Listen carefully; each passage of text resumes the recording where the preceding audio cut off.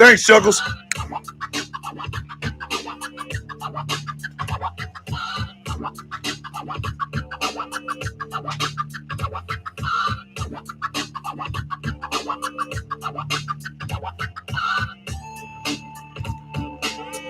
Oh, hey, what? You ain't hear me now? Wolf is in the building. That's the Wolf Man, man. The Wolf Man is in the building.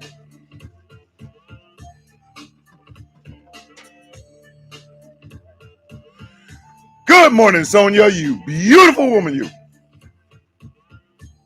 Michael Pruitt's in the building.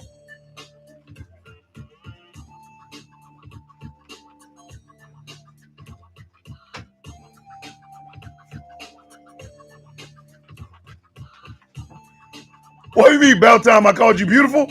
You are beautiful. Come on now, Sonia. Hey, come on now. It's the sound of coffee up in here. Come on now.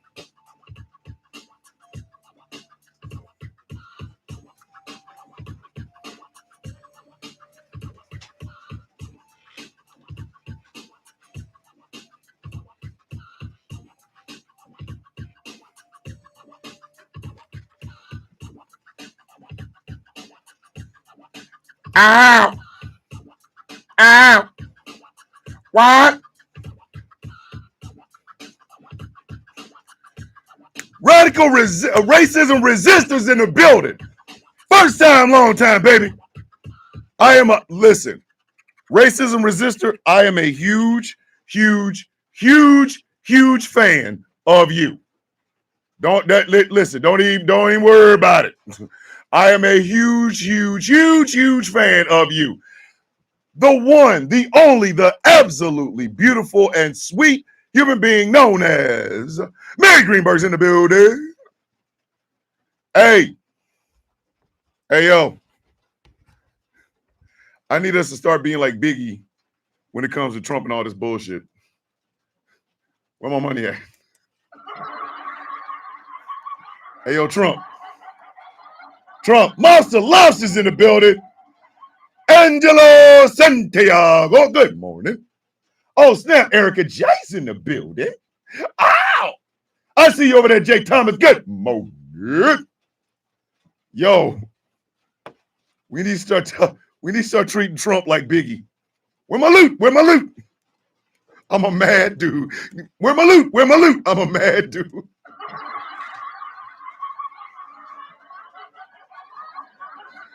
Randall Cut-Ups in the building. Good morning. Man, look here, man. It's Monday. It is. It is October 27th, 2025. It is Monday morning. That means we are in the midst of Misunderstandings in Furniture Moving.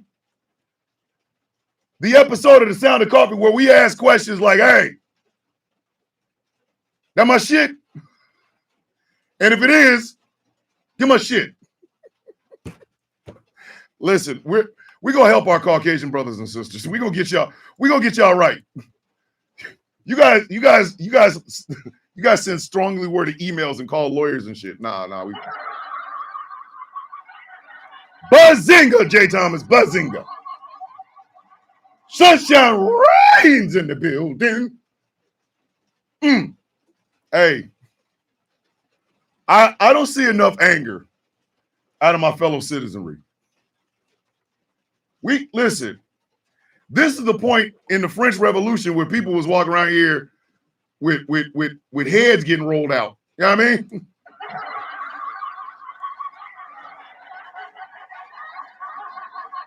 Little mama's in the building. Listen, we ain't supposed, at this point, somebody's supposed to have their ass whooped.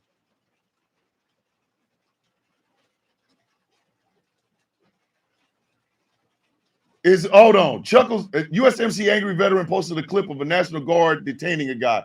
It's getting hot. Yes. I'm trying to tell y'all. At this point in the French Revolution, there was soccer ball. Heads was used as soccer balls. Oh, Marie Antoinette was walking around here headless because of this shit. Like, hey, yo, bitch, where my dough at? Oh, you spent it on that hair. Don't even worry about it. We got you. We got you. Next thing you know, you see Marie Antoinette's head rolling down the street like,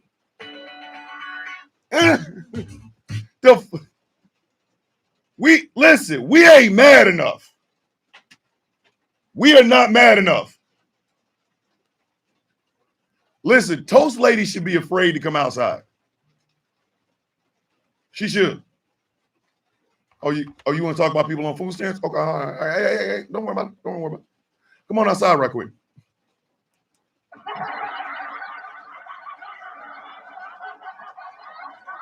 Let me holler at you. Hey, little mama, let me holler at you. Hey, this is the part of the show, or the part of season 1 of the Trump presidency 2.0, where people should be like, hey, yo, need to holler at you. Hey, can I holler at you outside right quick? Hey, partner. Hey, Playboy. Parking lot. I need 15, 11 minutes. Parking lot, partner.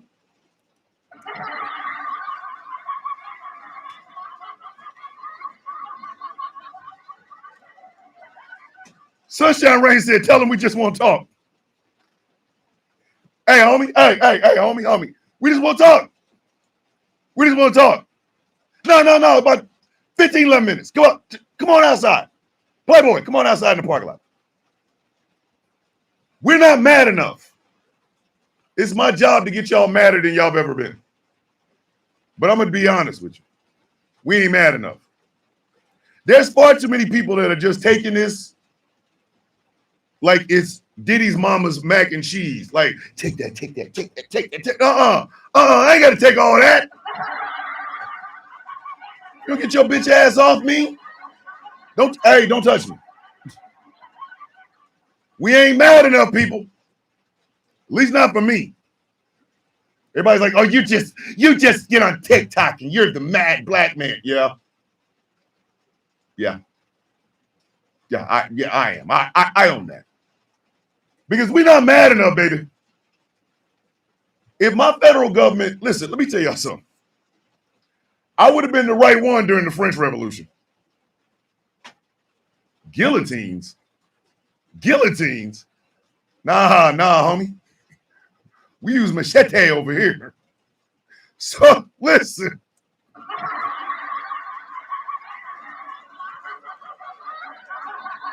Inferno's in the middle. Hey, listen. I am the Kurgan from the Highlander movies. Somebody got to go. What are we doing right now, y'all? What the hell is going on? Somebody tell me what's wrong with this picture.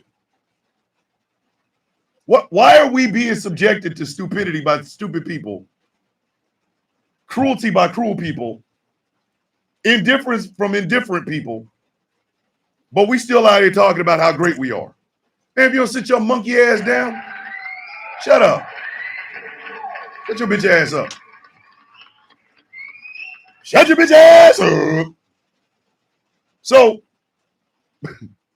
that's what we're going to talk about this morning. Are you angry enough? Not are you angry, because I know some of y'all, listen, if you a farmer right now,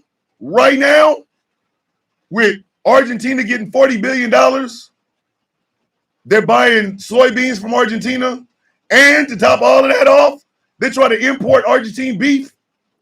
Listen, if I was a farmer right now, it'd be like this. I'm surgical with this bitch, Jay. I am surgical with this bitch, Jay. Ain't no way in hell. So that's gonna be the theme for this morning. Oh, April, as soon as they walk in, they're getting these Kobe's. A couple of them getting these Kobe's. So that's the theme for this morning's Misunderstandings and Furniture Movement Monday. Are you mad enough? Are you pissed off enough? Are you angry enough to say out loud in front of people, hey, yo, the F is this shit? So let's go ahead, get into the show, because I don't want to waste y'all time. I don't want to waste y'all time. Godzilla -1 in hell. Let's get it in, baby. Ladies and gentlemen, boys and girls, children of all ages, good morning, Mr. and Mrs. America, and all the ships at sea. Welcome to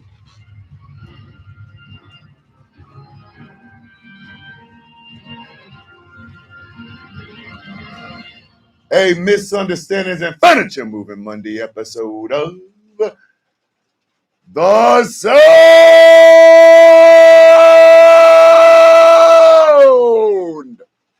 of Coffee. Get it in, get it in. Can we notice in the building with us, sex ass? My name is Thomas Bishop. I am known as the Villain. And my title and designation is the Brutalist, the leader of the Villains Guild. Your mama's jokes for this morning is this. Your father came to your mother the other night. Buck ass. Buck ass naked. He was ready to get it in. Get ready to get it in. I'm going to get it in, girl. Yeah. She out there looking at the 3 inches of blue steel. Y'all know what that is. Then she thought, a whole thought entered her mind. It was like an explosion. And she saw me, heavily moisturized, coming out of the water of my own pool. Coming out of the water. The sex appeal was dripping. Dripping. She got so turned on by me that when that fantasy ended, she looked dead at your father's face with his 3 inches of blue steel, that belly do, or dicky do, meaning his stomach sticks out farther than his dicky do. And she said, loudly, out loud, I tell you.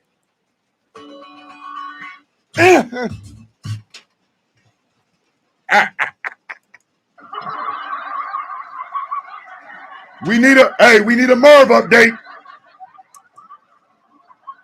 We need a Merv update. As soon as y'all see him, let him know. We need a Merv update. Can we not? You always laughing at me. You come on now. How long you been watching the show? Exactly. Before I begin, let me greet you with the universal greeting of the coffee beans.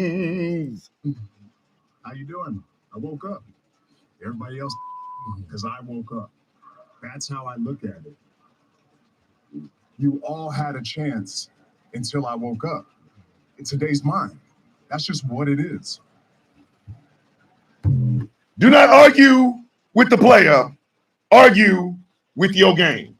That's about as good as I can tell you. Know what I mean? Don't argue with me. Argue with your mama. Ladies and gentlemen. One time for the one time. One time for the one time. One time for the one time. Persepolis, the cactus. Always in our hearts. Always in our hearts. Always in our hearts. Merv is in the building. We got a Merv sighting. I'm here. Mother of my children stressing me this morning. Hey, Merv, it happens. I'm pretty sure she said the same thing about you. What I need both of y'all to do is love that kid. Love them kids. I don't care if y'all don't get along. I don't care if every time y'all see each other, y'all looking at each other like, hey, partner. I'm leaving here with something. You know what I mean? I'm from around the way. I'm leaving with something. I just need you and your woman to love you and the mother of your children to love them kids. That's the best part. Both of y'all are still great parents. Y'all might not get along, but y'all can still be great parents. Love them kids. Get your seeds, turn them sideways, raise them, raise them, raise them in the air, and acknowledge your coffee bean. OCB, OCB, OCB, OCB. Why you got your hand up there? Give yourself a pat on the back. Give yourself a high five. Love on you some you. Because ain't nobody going to love you the way you love you. For the best part of this absolutely incredibly crazy, weird ass show, the Coffee Beans.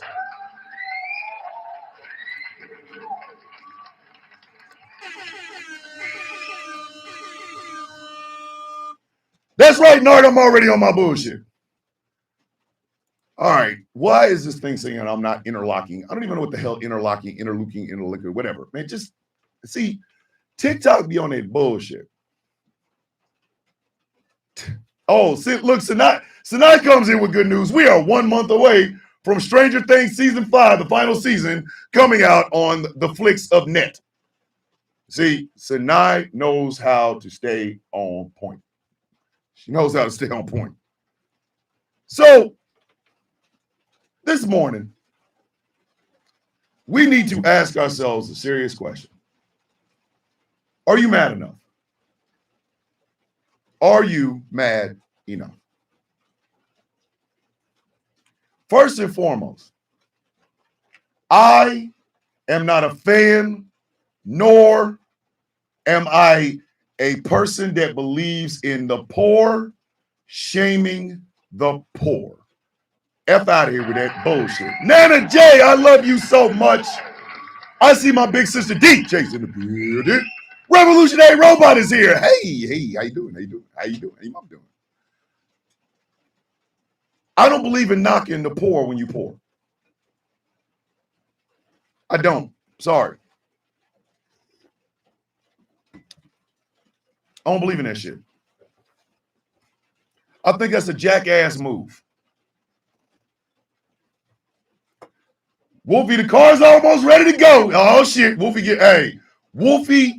Wolfie honored this show and myself by announcing that he's putting the logo for the Sound of Coffee on one of his SIM cars on Fariva. Is that what it is? Fariva, Wolfie? When Smoking Out approached me with it, I said, sure. I was like, yeah, okay, yeah, sure, absolutely. But I cannot tell y'all how incredibly, you know what I mean? Like that filled my heart. And I do not know what to say other than thank you, Wolfie. Thank you. Thank you.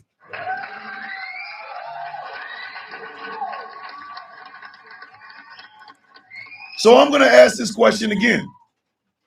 I'm going to ask you this question again. Okay? Are you mad enough? Now, I start off with the premise. I am not in the business of the poor knocking the poor. Now, before I begin, let's get this shit out of the way, okay? Ladies and gentlemen, I own a home. As I sit here right now, I am on veterans benefits, Social Security disability. I am 100% permanently disabled from work. Now, all of it came from my service to this country.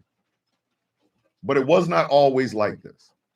I know Razook put my damn address out there. It's like, Thomas Civilian Bishop, why do you hate white people and live in the white neighborhood? The same reason you refuse to put on a shirt, you disgusting blob. Punk ass bitch. Oh, punk ass bitch. Hey, Razoo. And after you hang me, kiss my ass. Now, it was not always like this. I was not always able to provide my family. Morning, Cedric. My family with a home. At one point, we were living in a house that the foundation was so bad that the house was sinking. Okay. Again, that is exactly where we were. I could not get a job, not one that actually paid the bills. I couldn't. Child support in Kansas and Missouri was like sucking every ounce of money out of my pocket. And I was in arrears. My wife was working, but it was barely getting us through. So I made the decision. Oh, I'm sorry. I can't say I. We made the decision that I would give active duty Army one more try, or try to get into active duty one more time. And I did. From 2009 to 2021, I served my country. In the process of that, my depression got worse. And there are parts of my body that hurt all the damn time. My knees hurt all the time. My back hurts all the time. My shoulders hurt all the time. But the Army did give me the opportunity to be the first person in my family with a bachelor's degree. Out of my mom, my dad, and my siblings, I am the first in my family to get a bachelor's degree. I'm only the second person in my family to get a degree, behind my brother, who has an associate's degree in computer engineering. Because of my service to this nation, I'm able to afford the house that I live in. Everybody ain't got it like that. Everybody don't. And I completely understand that. I understand that. So for me to be fighting for the poor is going to seem a little bit hypocritical because of where I live. But make no mistake about it, I come from the poor. Let me help y'all. Let me say that one more again. I come from the poor. My father, who I miss dearly, don't get me wrong. I miss Robert. I miss Dad. He came from poverty. My mother, who I miss just as much, came from poverty. Hard times being black in America. My mother and father both being born in Dillon, South Carolina. My father born in 1928. Think about what was going on in 1928. My mother being born in 1936. Think about what was going on in 1936 in the South. Both of them escaping the South, the Great Migration type deal. My father was a truck driver. My mother worked at a hospital, and she was also a domestic. She worked at hotels, Red Roof Inn, Fairfield Inn, all that, right? My father walked out on my mother for the final time when I was 11 years old. By that time, because he had walked out before, okay? He had walked out before. My mother had got us into a Section 8 apartment. Roanoke Ridge Apartments. They've changed the name of it, but it's still Roanoke Ridge to me. We lived on Section 8. My mother got food stamps. She did not get welfare. She did not. She wanted to make sure that she gave us, and by us, I mean my 5 siblings, an ideal to strive towards. Working hard. My mother and my father worked their asses off. Now, my father was a hustler at certain points, but he did, his primary way of taking care of us was driving a truck. When my mother broke her ankle, she did this when I was 15, I think. She was at work and fractured her ankle. She had to be off of her feet for a couple of weeks. Well, a couple of weeks off your feet, you still got to pay rent. That is when me and my sister Lizzie both went and got jobs. I worked at the Westport International Foodway. It was Safeway and Food Lion combined in Foodway. My sister Lizzie worked at the spaghetti factory. She lied about her age to get a job. These are the roots that I come from. We work. One of the things that is going on with my brother right now is the fact that he had a stroke and he cannot work. It's one of the reasons I keep trying to get him, hey man, come on down. Just come here. Let me help you. Let me help you. But that is all we know how to do. It took me over a year after I got out of the military to realize that I make more money outside of it than I ever did in. And that I am able to sustain a house, the mortgage on a house, and utilities and things of that nature. That's where this shed comes from. This is an investment in myself. The money that I used to get the LLC for this company that owns the radio station that I work at came from what was left of my mom's money after we paid for her headstone. So in actuality, the very first investor in Ghost Claw Productions Radio and Ghost Claw Productions LLC is my mother. I say all that to say this. Right now, we are in not just a perilous time, but we're in a time where people are showing us exactly who they are. Okay? They're showing us. Without saying it, they're showing us. What they are doing is cruelty for cruelty's sake has now become the norm. And yes, ladies and gentlemen, we can get pissed off at people that put us here. Do not ever let anybody tell you that we should sit down and try to come up with a compromise for goddamn people who put us in the situation we're in the first place. That's the first thing. That is the first thing.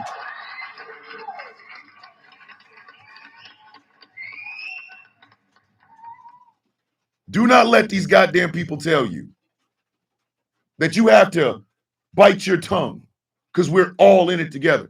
No. The people that voted for this need to own it.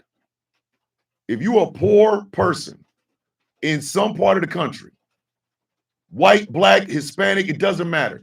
If you voted for this, when people are mad, shut up. Shut your bitch ass up.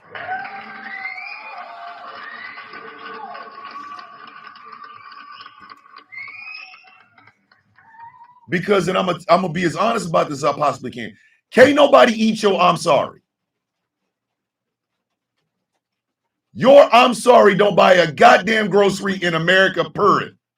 None. I really regret my vote. Bitch, I gotta go try to find some food. Okay? I gotta come and try to get some goddamn food. I don't need your punk ass sorry. I don't. Morning, goddess.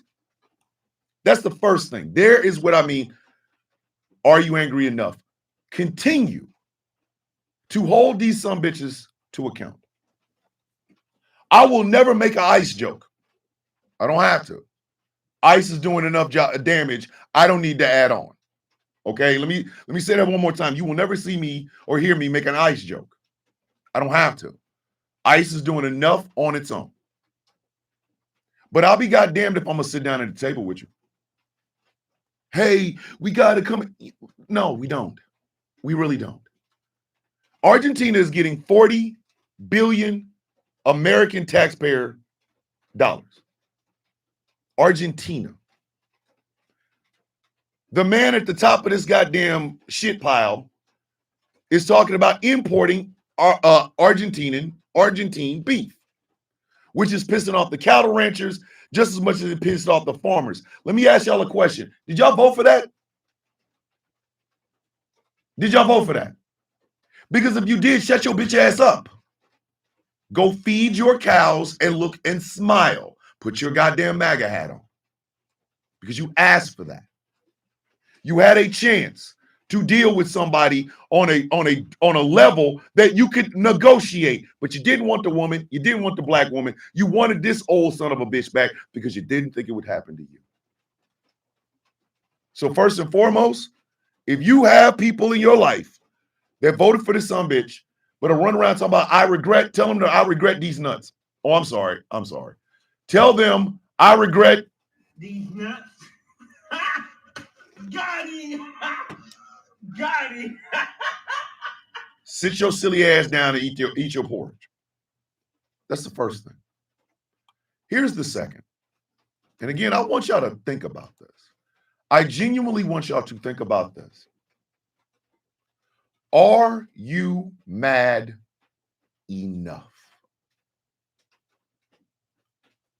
We understand throughout history that when the rich continue to oppress the poor eventually fight back. One of the reasons I hate random ass people calling themselves rednecks is because they don't know what that means. They don't understand the red bandanas. Ask them where Blair Mountain is. They go,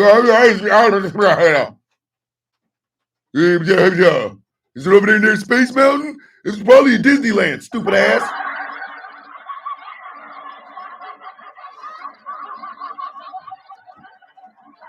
Dumbass. I'm a redneck. Really? So you're ready to fight the establishment with tooth and nail and beat ass until you can't see no more ass? Is that what you're ready to do? No. I just meant I like Jason Aldean. Man, if you don't Jason Aldean these balls in your goddamn mouth, Jason Aldean. These nuts. Got him. Charmaine's in the building. I see you, JLC. I see you.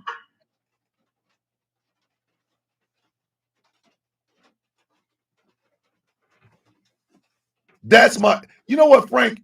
That's a goddamn good question. That's a goddamn good question. I have said all along, I've been saying since the very first TikTok video I ever made in on that social media platform. I've been saying over and over. The founding fathers banged us in the ass so hard you would not believe. Because they gave you all these rights and no responsibilities. The shit was put in as suggestions. Thomas Jefferson saying that the Constitution should be changed every 20 years. That was a suggestion. It wasn't a law. It wasn't a law. It should have been. It absolutely should have been, but it wasn't. It was a suggestion. They gave us all these rights and not a single responsibility. Let me tell y'all where I, as a black man in America, see the responsibility. I am responsible to the country, and the country is responsible to me. I've told y'all before, America's not the landmass. It ain't that goddamn eagle. It ain't the flag. That's cloth. That's a bird. It's not baseball and apple pie. It's not wheat fields with towhead white boys going through it. America is the people. The people. If you got a roommate, you sharing an apartment with a dude. You got a bedroom, he got a bedroom. And your roommate is in the throes of a crack addiction, you're not going to get that rent, B. I'm just saying.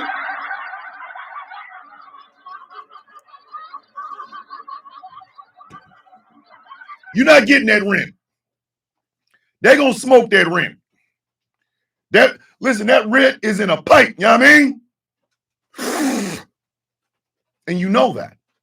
So A, you wouldn't be, it's like, hey man, are you still smoking crack? I don't know what you're talking about. Yeah, I'm not getting in an apartment with you. It's Night of the Living Bass heads over here, buddy. It's the first one. And secondly, what I do, and this, ask any black person this. Ask any black person. Y'all know the old, oh, that's how they all are, which is why we act the way we do in public. We try to be, listen, we try to be ourselves. We try to have fun. But nah, we definitely ain't gonna listen. Like I don't even eat fried chicken out amongst white people. I'm sorry.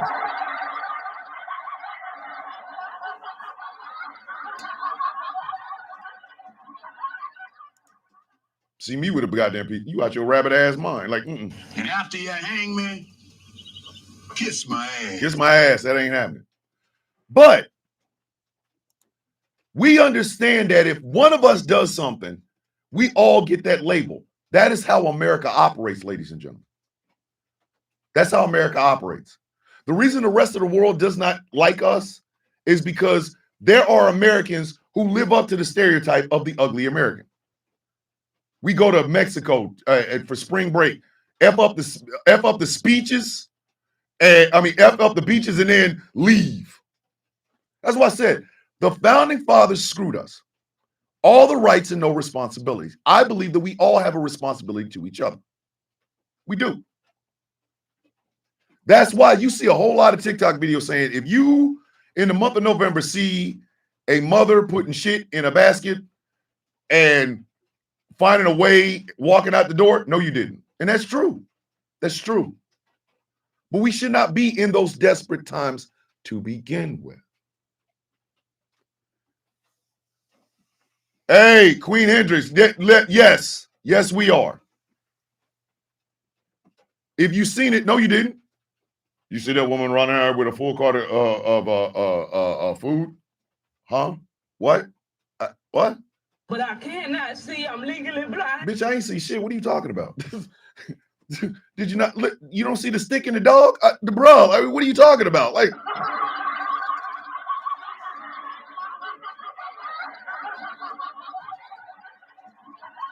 sir, which way did that woman go with that cart full of food and those 4 kids? Hey, man. But I cannot see. I'm legally blind. Bitch, you don't see the dog?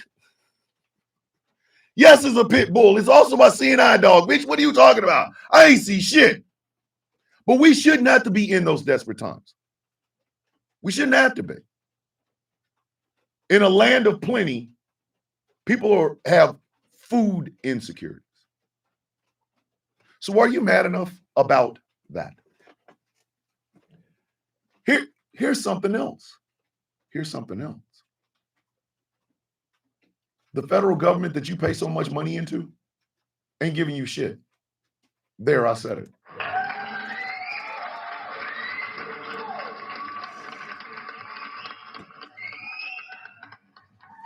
There is no reason a country this large, a country this big, a country this rich should not have universal health care. I said what I said and I ain't taking it back, baby. Wolfie says, Thomas Bishop, like people shoplifting, I know it's stealing, but in this day and age, it's understandable why they do it. Exactly, Wolfie. Desperation will, listen, if you have never, ever had to try to make food or get something in your kid's belly with little to no money, you don't know desperation. You don't. You don't understand it. Your kid gets sick, and you'll stay home a day off of work, which means a day without pay, to take care of that kid because you can't take that kid to a hospital. You don't know desperation. You know you got to get to work, but you ain't got that much gas. You got enough gas money to get around to the plasma center, to donate plasma, to put gas in the car, and maybe get something to eat. If you ain't done that, you don't know desperation. And my problem with how America operates is this. Those who are literally 1/2 of a rung above that are talking shit to the people down underneath. Who does that? Who does that? Where do they do that at? What part of the game is that? What part of the game is that? You are 1/2 a rung up above the poor woman with the goddamn food stamps, and you are sitting there talking shit to her? What part of the game is that? What part of the game is that? It always made me laugh looking at some of these white supremacists, poor white supremacists. And then I look at their life. Your life is a goddamn dumpster fire having sex with itself. But you got white pride? Man, you better try to get some pride in eating. What is wrong with you? Tupac?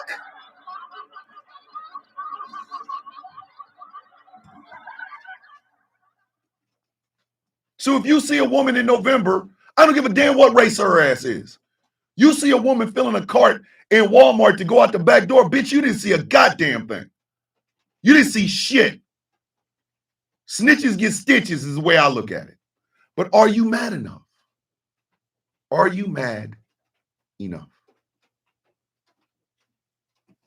We should have universal health care.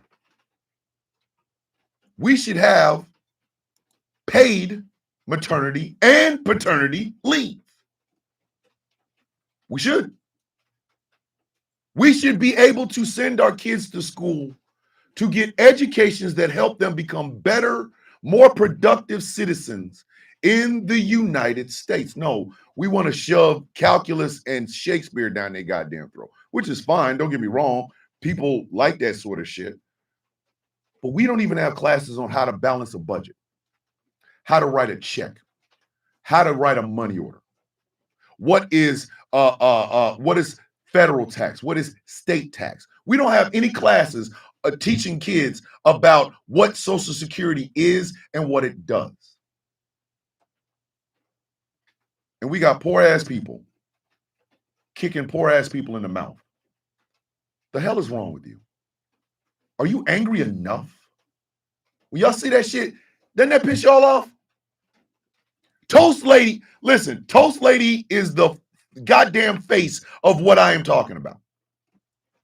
Old Toast Lady on TikTok is the face of exactly what I am talking about. Bitch, how dare you? We are starving up in these streets. And you want to talk about rollover food stamps? Bitch, I should smack the shit out of you just for saying that dumb ass shit. To fuck?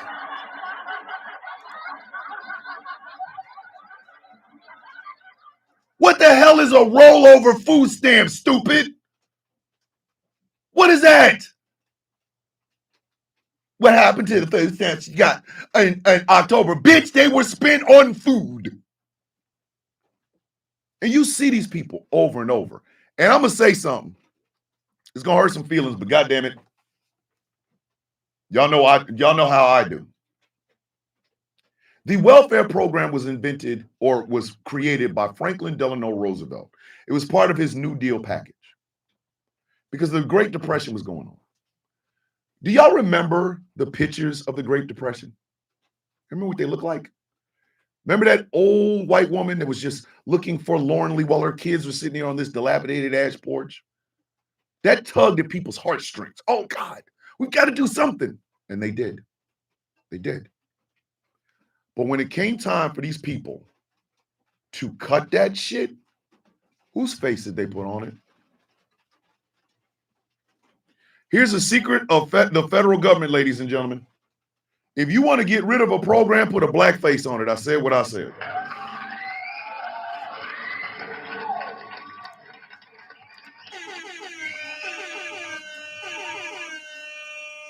You want to cut any government program in America, and you want the support of the people to cut it, put a black face on it. Put a black face on it. Find a black woman who does what every other goddamn mother would ever do in the history of doing things, filling her basket with food, and then say, people are abusing food stamps. You want to get rid of it, put a black face on it. Put a black face on it.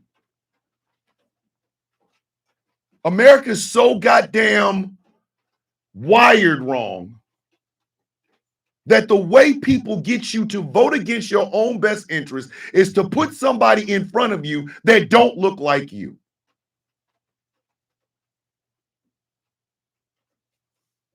But I was raised by a woman that took us to Aldi's once a month on a Saturday. And this was before Aldi's became this cool ass place because everybody discovered, oh, wow, it's a German company. And it is. There were poor white people in there. There were poor Hispanic people in there. I remember one time going, and there was a Nigerian woman with 3 kids. Her husband drove a cab. Okay? Yellow cab in Kansas City. Oh, I swear to Christ on a cracker. Every time. You know what? TikTok really do be on this bullshit. TikTok really do be on this bullshit. So I'm a exit out of it, and then I'm gonna try this again over on TikTok. So everybody just hold on. But anyway, I'm gonna keep telling it. Why is my live access suspended? The what? Yo! TikTok gave me a violation. Why was my live violated? What the hell? Violent behavior and criminal activities. What the? Hold on. This is about the stupidest shit. I swear. This is why I want to get the hell off of TikTok. This is why. This is exactly why. This is exactly why.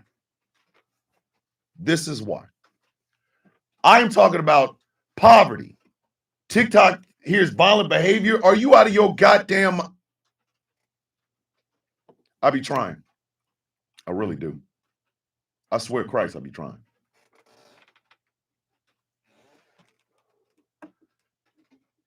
Hey, thank you, Amanda. Thank you. How the hell is that violent? Oh, the corporations might not make any money. I don't give a shit. I don't give a shit. I don't care. Raggedy back bastards. I'm not, listen. This is what I mean when I say, are you mad enough? Are you mad enough? Are you mad enough? Are you pissed off enough? Of course there's somebody reporting. All right, listen, I already know. That's why I'm switching to the sound of coffee. That's fine. It's cool.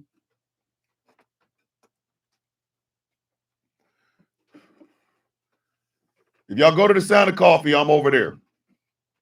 Because this is the stupidest, ignorant ass shit I've ever seen in my life. I ain't never seen no shit like that before. You gonna suspend my life for what? Yeah, Merv is here. Crescent, Merv is here. We have gotten a Merv sighting. Good. This got to be the dumbest shit I ever seen in my life, but that's okay. It's cool. Because guess what? I can keep going. Thank you, Can We Not? TikTok be on that bullshit. You're suspend a live for violent behavior? What the hell are you talking about? I see you over there, DJ. See, Big Sis come in. Big Sis don't give a damn. Big Sis like, wherever he is, I am. Wherever you go, I go. Oh, shit. Hold on. Newsom sent the National Guard to help a food pantry. What the National Guard is supposed to be used for. Exactly. I want y'all to, I genuinely want y'all to understand what I am trying to tell you. When I ask you, are you mad enough? I don't mean in a violent way. I mean, are you fed up enough to where you are going to start demanding change? That's what I'm talking about. Are you mad enough? Are you mad enough to literally tell the people who you hired to do a job to do your goddamn job? Are you angry enough at that?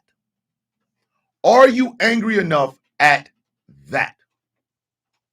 Because it's easy for us to sit around and pretend like, oh, well, you know, this isn't happening. It is. It's happening right in front of you. Hey, Jay Thomas, violence. Violence. But again, are you mad enough? Are you pissed off enough? Y'all understand the East Wing of the White House was paid for by our tax dollars. And now it's gone. For a goddamn mausoleum, basically. But SNAP benefits, we can't have that. We can't have SNAP benefits. How dare you even ask for SNAP benefits? Why? Literally.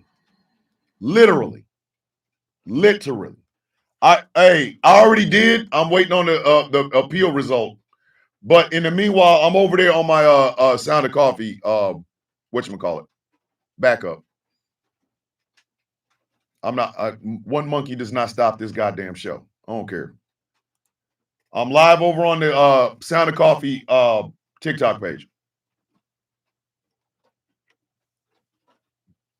When I say these things, I'm not saying them in a way like, oh, hey, by the way, this thing over here, this, that, and the third. No, I really want to know, are y'all mad enough to make your voices be heard? You know, are you mad enough for that?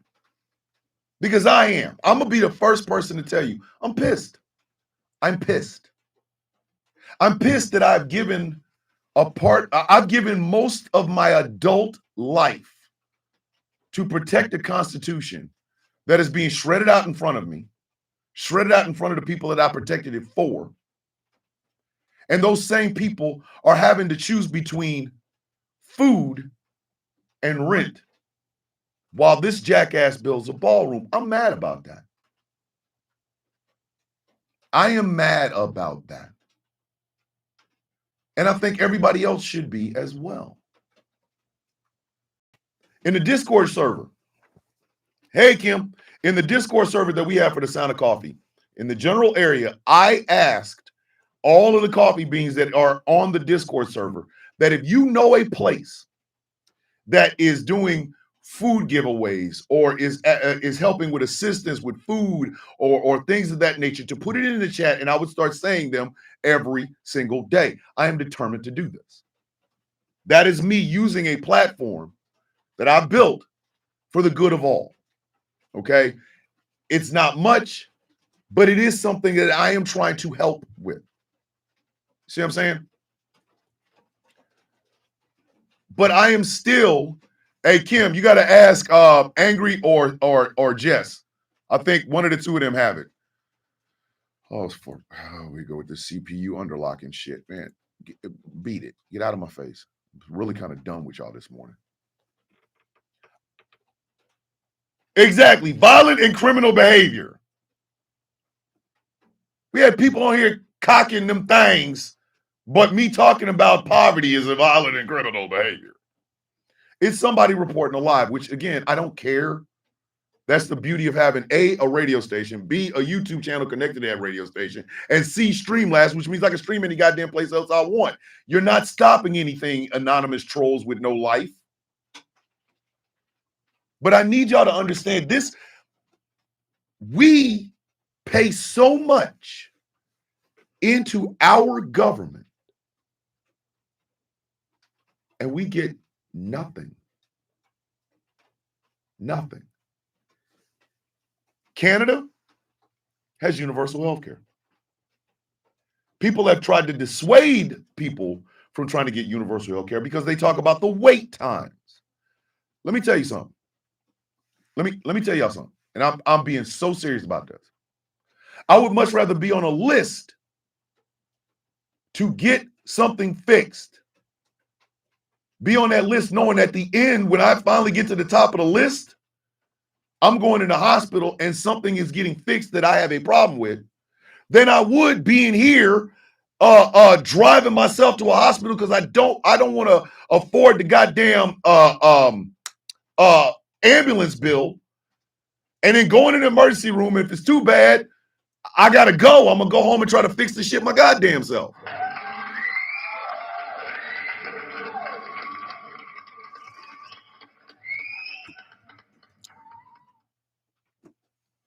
We failed ourselves.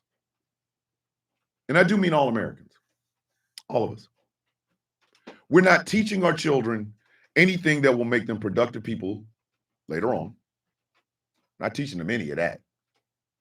We're not teaching them skills like balancing a budget or writing a check or things of that nature, checking accounts, savings accounts, things of that nature. We're not teaching them any of that. We're not. But we can tell them, hey, read about these old white men that did old white man shit. Who cares? Who cares? History. See, Tracy B. Thank you, Tracy B, for telling me that. My friend had a life flight bill for $70K. It was a 15-minute flight. A 15-minute flight cost Tracy B's friend $70K. Who gonna do that? Who gonna do that? It is through the grace of Rao that I have a hospital 5 minutes from me. The VA is 3 minutes from me. So if something happens to me right now, I can get in my truck and drive my black ass over to the emergency room or over to the VA. But how many other people can say that? How many? Not a lot, I will tell you. But we have two political parties that don't seem to understand the severity and the necessity and the expediency of what people are going through on the ground.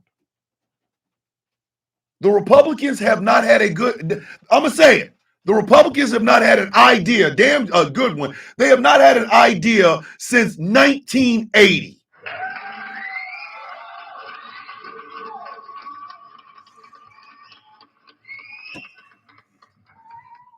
$1980.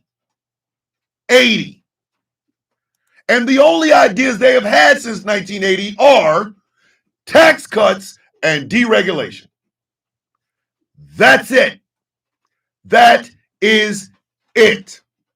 Tax cuts and deregulation. If you think I'm making that up, go look.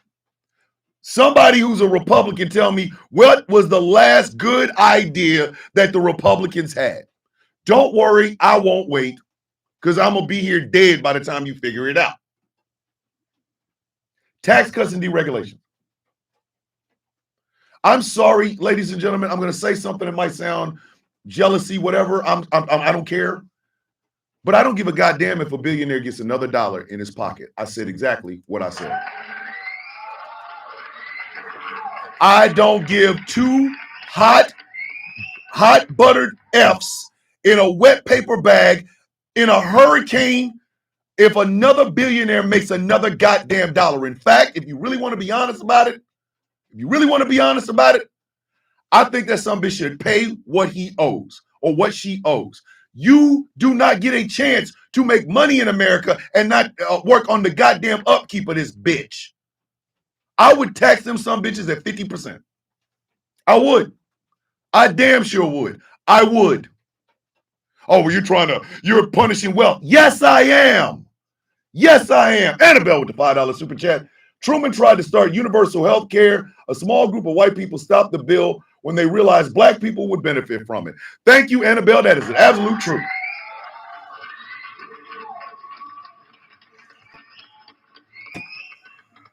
You goddamn right I tax them. 50%. Because I'm going to tell you something. I've asked this question several times. Nobody has ever been able to answer it. No one has ever been able to answer it correctly. Y'all know the answer, but I have asked these Republican, hard right-leaning sumbitches this question, and I've never gotten a suitable answer for it. Does Jeff Bezos work harder than a coal miner? Y'all know the answer. Y'all know the answer. That's not a shock. I'm not telling y'all something you didn't know. Does Jeff Bezos work as hard as a coal miner? No. The answer is always going to be no. So explain to me why I'm celebrating that one-eyed son of a bitch. Why can't I look at him and find different ways to tax his ass so that we can actually pay for roads and bridges so we don't have to have government shutdowns and possibly, the kind of a weird thing, we can actually start taking care of the citizenry with universal health care, universal pre-K and things of that nature? Why am I wrong for that?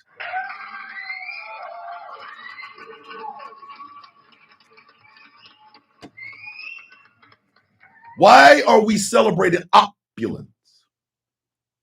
There are far too many Elon Musk fans for me. Far too many. Sorry, that number is above zero. That's far too many of them. Far too many. Far too many. Right now, and I'm gonna brag about him because he's my friend and he's my brother. Right now, the angry IT nerd is more of a genius when it comes to technology than Elon Musk has ever been. I said what I said.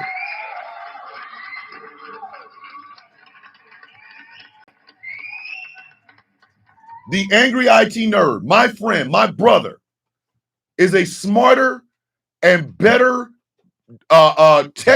technological wizard than Elon Musk has ever been. Elon Musk was able to throw money at something, buy it, and then take credit for it. Angry doesn't do that. Angry does not do that. He's a smarter and better wizard when it comes to technology than Elon Musk. Why am I celebrating that ketamine addict? Why? Why? Why? Why is Sherry Redstone something we should aspire to be? Why is the owners of Skydance some things we supposed to get up in the morning and grind for? Let me tell y'all something. I don't want to be billionaire class rich. I would love to pay. I want to be just well off enough to pay that house off, hand the deed to my wife, and know that that house will stay in my family from now on. That's what I want. I want enough to be able to take care of my bills, take care of any debts, and live a comfortable goddamn life. Angry said, I only brag when shit works right. Angry. Silly ass.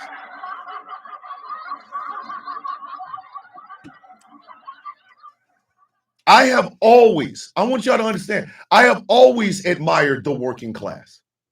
Always. This is where shit gets done. It don't get done up there. So why the hell are we up here? Like, seriously, why are we always looking up? Oh, wow. Look how much money Beyonce. I don't give a goddamn. I don't care. I want the janitor that cleans up the goddamn studio after the Beyoncés and the Taylor Swifts leave. I want his ass to live as good as Beyonce and Taylor Swift. Argue with your mama. Don't argue with me.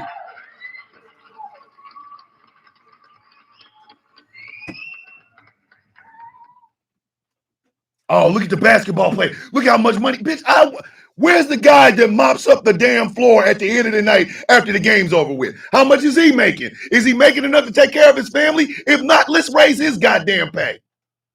Why am I sitting here sucking off on people who have more money than they will ever be able to spend?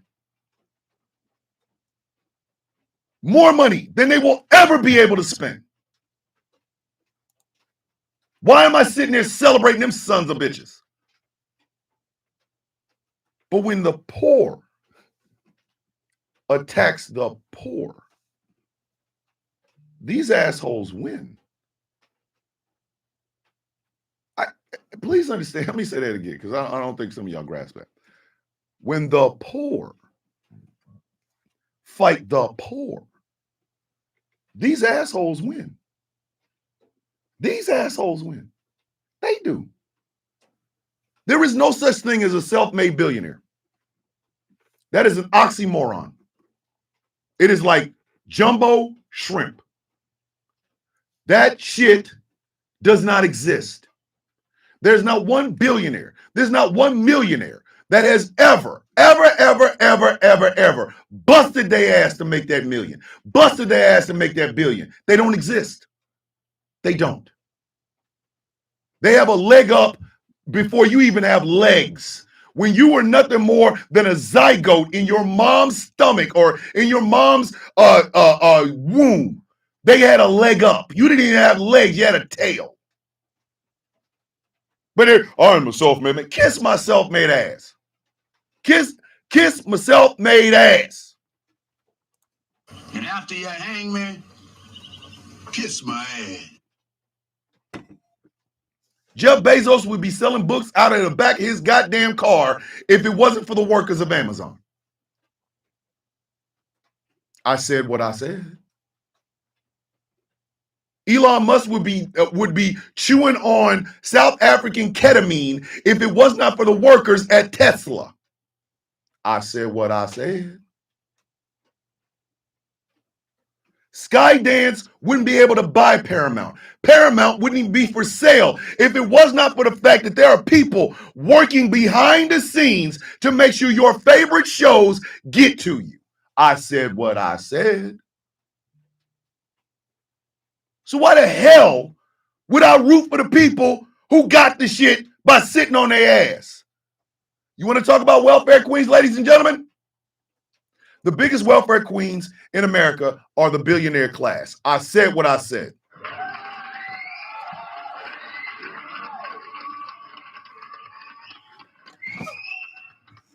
The biggest welfare queens in the United States today are the billionaire class. The billionaire class are some of the biggest welfare cheats, the biggest welfare queens in America. The people with the yachts with another yacht in it, they are welfare queens. They are.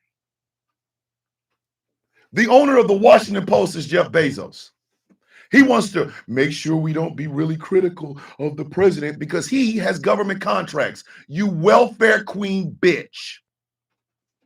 The owner of the Los Angeles Times owns a pharmaceutical company that also does business with the federal government. So we won't endorse anybody because we think both of them are. No, bitch, you're a welfare bitch. You are a welfare queen bitch. That's what you are. A poor person buying a box of chips with food stamps pisses you off. Elon Musk flies rockets that blow up. And because our federal government has literally contracted out space exploration, every time one of those goddamn rockets go up in the air, your money gets blown up because of a welfare bitch. But we got to keep telling, oh no, think about the poor billionaires. They can billionaire my balls. I'm sorry, I don't feel bad for a dude that has 4 or 5 pairs of Prada slippers that cost more than my goddamn truck. I don't feel bad for that son of a bitch. Think about the job creators. They can job create. These nuts. Got him. Got him. You out of your rabbit ass mind. But that's how they fooled us. That's how they fooled us. Do you know why the Republican Party did not like the New Deal? Because Negroes might benefit from it. When Harry Truman suggested universal health care, and a small group of white folks said, no, the Negroes get it too. So your dumb ass is walking around here with the sugars. Your foot look like it's about to disintegrate like Thanos after the snap. But if the Negro gets to go to the hospital for free, I don't want it. I told y'all, you want to get rid of a program, put a black face on it. Want to get rid of a program, put a black face on it. Affirmative action only helps blacks. Actually, it helps white women. They're the biggest recipients of affirmative action. But you can't really sell getting rid of it with Becky with the blonde hair. But if you can find Shaniqua, oh wow, let's get rid of affirmative action.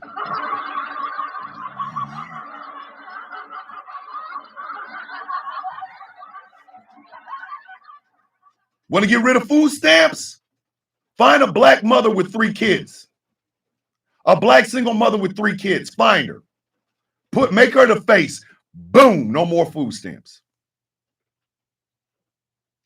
Want to get rid of welfare or TANF, which is temporary aid to needy families? Find a black woman with 2 kids and no father. Go ahead. There's your face. And it is ridiculously easy to do, but it pisses me off that so many people fall for it. Like I was saying before I was cut off of my own goddamn page on TikTok. When my mother took us to Aldi's in the 80s, there were black folks there, white folks there, Hispanic people there, Japanese people there. Like I was saying, there was a Nigerian woman with 3 children. 3 children that was in Aldi's. And Aldi's didn't look like it looks now. Aldi's there were just boxes of shit piled up on the damn walls. You just had to pick through the boxes. The damn fluorescent lights would blinking on and off. Basically, it looked like Arkham Asylum except with food.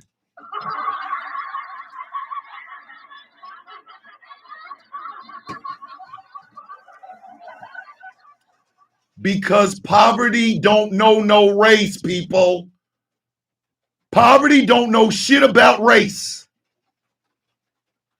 Medical debt don't give a goddamn if you have white pride.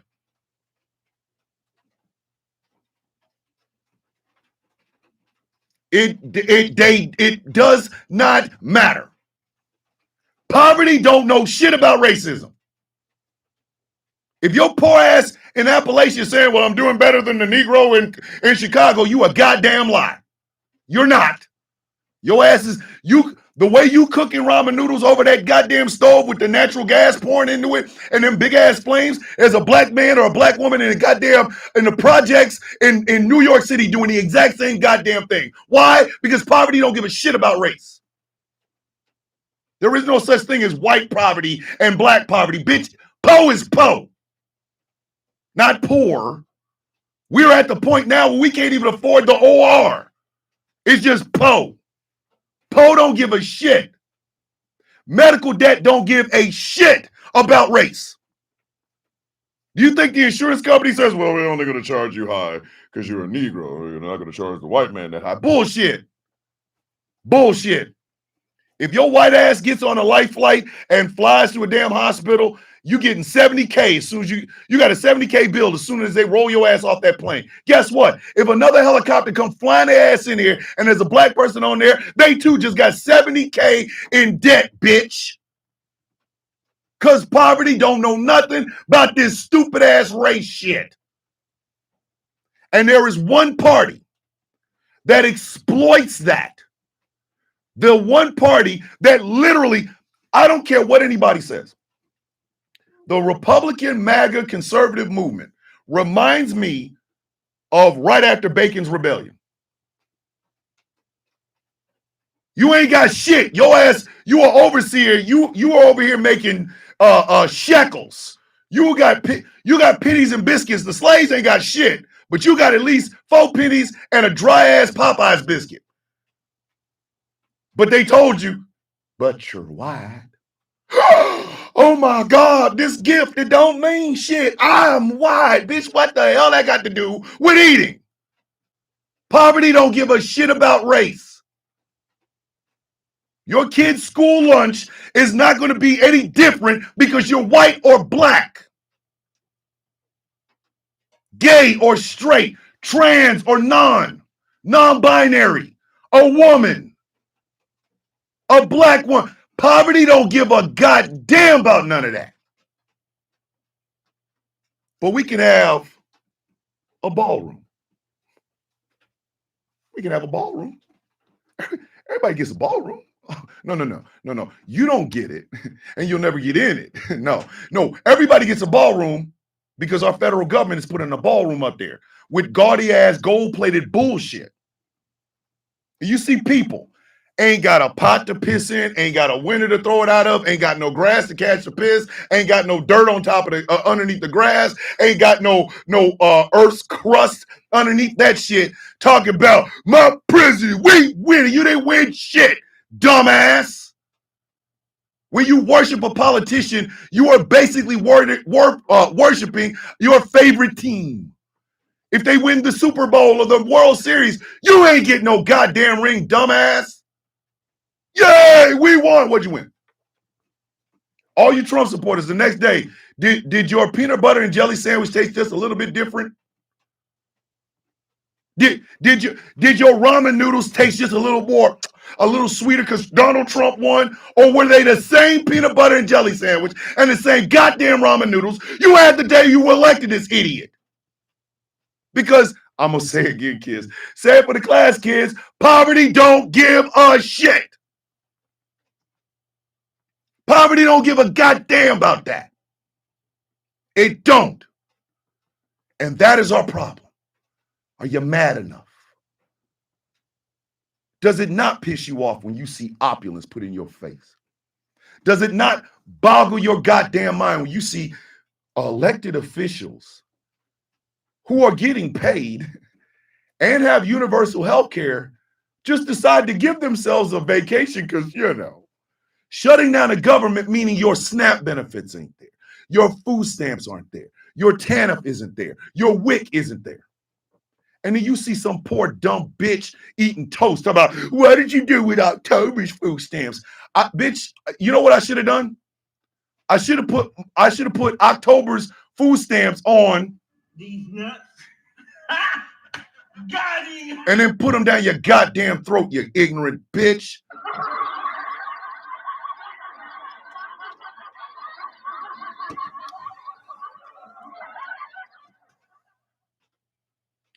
All you far leftists that care so much about Palestine and the damage and destruction that's going on over there. What about here? What about here?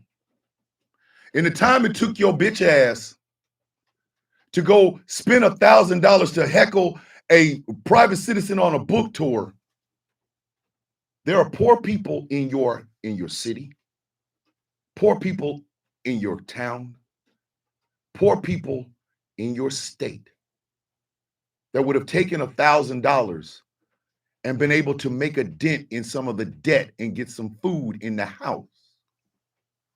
DJ with the $10 super chat to Tracina's Halloween plan. So proud of her. Yes, let me tell y'all something. Tracina's got a Halloween plan. I love that woman.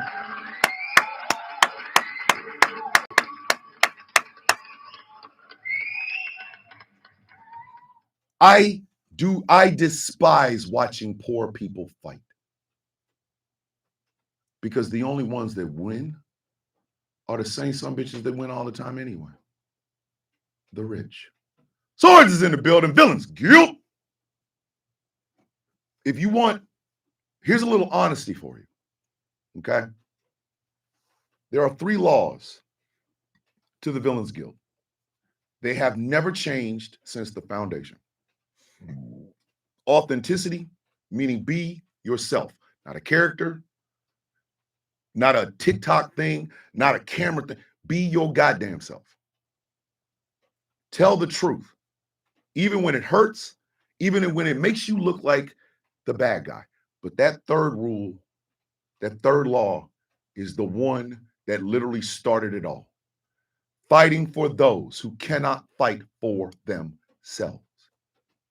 If your ass is poor, you're supposed to fight for all poor people. You are supposed to, let me say that again, because obviously it probably didn't ring in your head. Let me say, you are poor. You're supposed to fight for all poor people. Rising tide, lifting boats, and all that other good shit. You are not supposed to jump for joy because opulence is rubbed in your damn face like a poison goddamn ivy. You know what it feels like to go to bed hungry. You know the pain that you have in your heart, the pain that sits in your mind when you know your paycheck from this job is not going to be enough to pay the rent and get food at the same time. You are a poor white supremacist.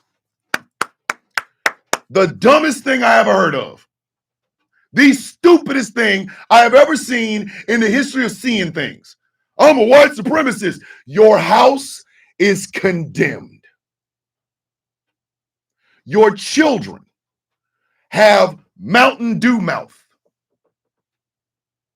You are working just to be able to keep your head above water so you don't drown. But you're proud of being white? A fictional thing that don't mean shit in a time and a place where the president of the United States is building a goddamn ballroom that's going to have gold plating in it? You have time for this? Where they do that at? Where the hell do they do that at? Where? Somebody explain to me how you holding on to that bullshit and you starving. Make that shit make sense to me.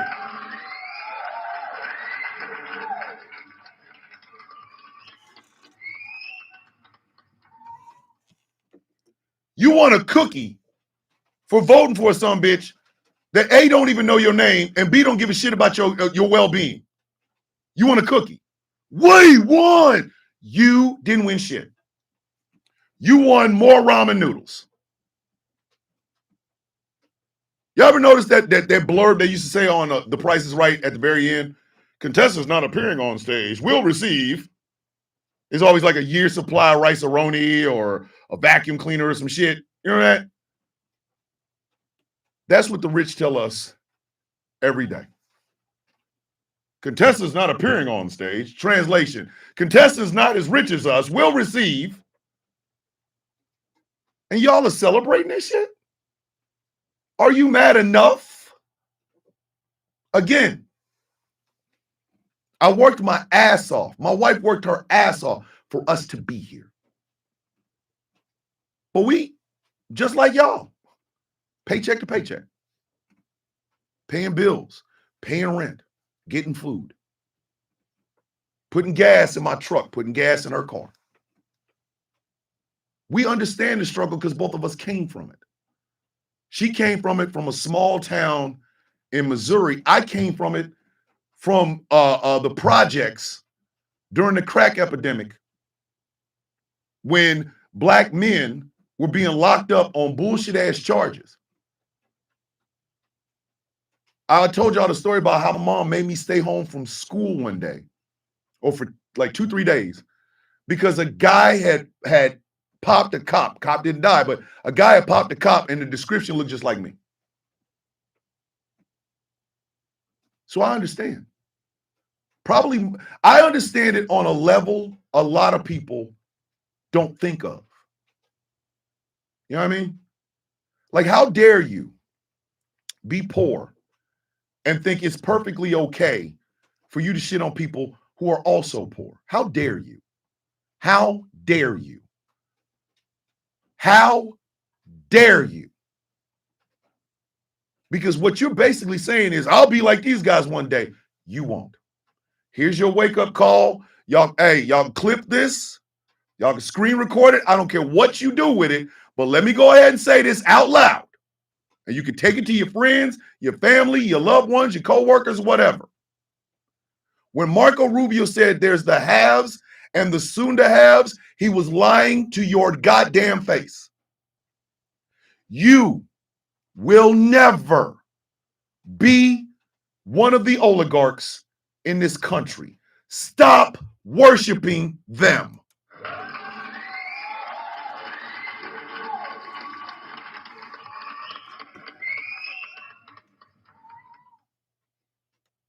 You can clip that, screen record it, pass it around. Make sure you credit me, please. Please credit me. That's all I ask. Clip it, send it to your friends, send it to your family members, whatever. You, if your ass ain't rich right now, if you ain't 1,000-aire or 100,000-aire or the 999,000-aire, Your punk ass ain't never going to be rich. Stop aiming for some shit you can't even see. I want well-to-do. Pay off my house, pay off the shed, put a little money in the business, be able to put Angry on a salary and George on a salary. Make sure every co-host is uniformly, all of them got the same, all the equipment that they need. Well-to-do. Now, if I make some money off of it, great. But I'm not trying to be rich. I'm not trying to be so rich that I can fly to Dubai. I'm not trying all that shit. I don't need to go. I don't. I would be the sort of person that you give me enough money to where I can take care of all the shit that I need to take care of, and I still have a nice fat ass nest egg, right? I'm going to South Korea to buy my suits. I'm gonna find Mr. Hollywood. There's one in every part of South Korea. You just get a card. It's Mr. Hollywood. He comes. He measures you. He asks you, what type of suits do you want? What fabric? What color? Are they pinstripes or what have you? I would buy like 10 suits for Mr. Hollywood. I'd have them folded up and I'd bring them back. Mr. Hollywood suits run about $200 to $250 a piece. I still have a suit from Mr. Hollywood, still with my name stitched on the inside of it. I don't need to go to Savile Row. I don't need to go to Prada. I don't need to go to any of those goddamn places. I don't. Nor would I want to. I don't want a goddamn Cybertruck. It's the ugliest goddamn thing I've ever seen in my life. Matter of fact, Angry made a joke about that last night, that the person that designed the Cybertruck also designed the ballroom for Trump. Like, oh, by the way, NYC Playboy. Oh, and by the way, Angry, Kobe. you can have that. That was you. I was supposed to give out a couple more Kobe's. Y'all have to remind me who else was getting a Kobe, but Angry, Kobe. you can have that one. That's you, buddy. That's you, partner. If I had enough money, I would make food pantries. Like, let's just be honest. If I fall asleep tonight, I wake up tomorrow morning, I have $500 billion in the bank. I'm making food pantries. Big ass food pantries. Like, imagine a Walmart. Now imagine the whole thing is a food pantry. It's a food pantry. It's a place where you can get your clothes if you need them, where you can get fresh fruits and vegetables and produce because you need that. There would be a place where you can buy seeds, where you can actually create your own garden because you need that. If I had that level of money, that's exactly what I would do. Why? Because again, I know what poverty feels like. There were times my mother went to bed hungry because I was a growing kid and she wanted to make sure I ate. Do you understand how that, as an adult, as her son, do you understand how that feels? Your mother's not eating because you are a growing boy. I know that feeling. Seen it. I've seen desperate people doing desperate things. But I've also seen desperate people hold on to a bullshit dream that will never happen. You're never going to be one of those people. You never are. I would love to hit the lottery. I would. I wouldn't know what to do with myself, but I would. But I hit the lottery for 600 million. I take home 4. At least $100 million is going into food pantries. Buy one of them old ass Walmarts. I would hire an entire staff. I'd make sure every single one of them have health benefits. I would make sure if they need daycare, we would have a daycare on site. And these people could work in this place, helping the community without the fear of being one of the people that need help in the community. Do you see how that works? Because again, I know what poverty feels like. My problem, in a nutshell, has always been, you know what poverty feels like, and you're rooting for it for some goddamn body else? What part of the game is this? When I hear that shit, it's like, beat your ass and hide the Bible if God's watching. Beat your ass and hide the Bible if God's watching. Oh, shit. Ole Anderson's in the building. Y'all better quit playing. Hey, y'all ain't leaving me out here with all them jewels and shit, dog.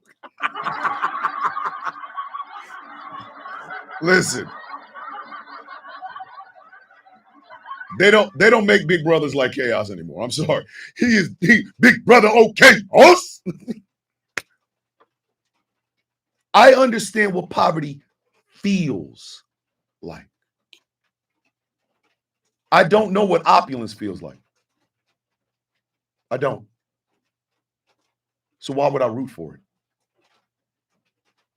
You have $1 billion in the bank. You have $5 billion in the bank. You have $10 billion in the bank.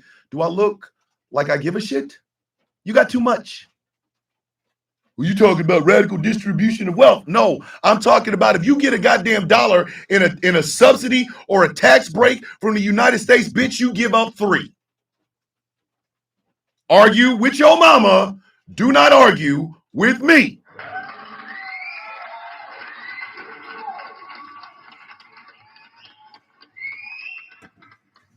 Hey, yo, Chaos.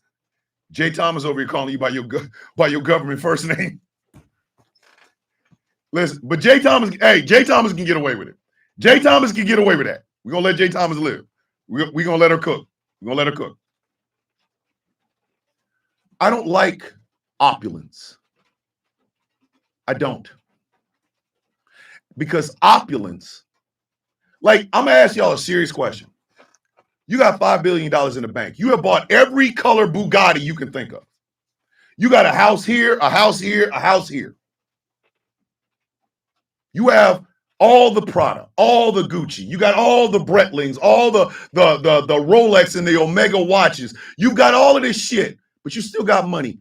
What do you think you're going to do next? When people on poverty level get money, they spend it on food and necessities. When the rich and the opulent get money, they spend it on politicians.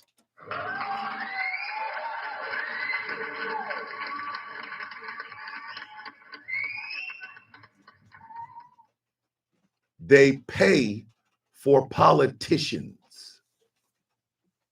The reason the system looks like this is because the rich can buy a politician.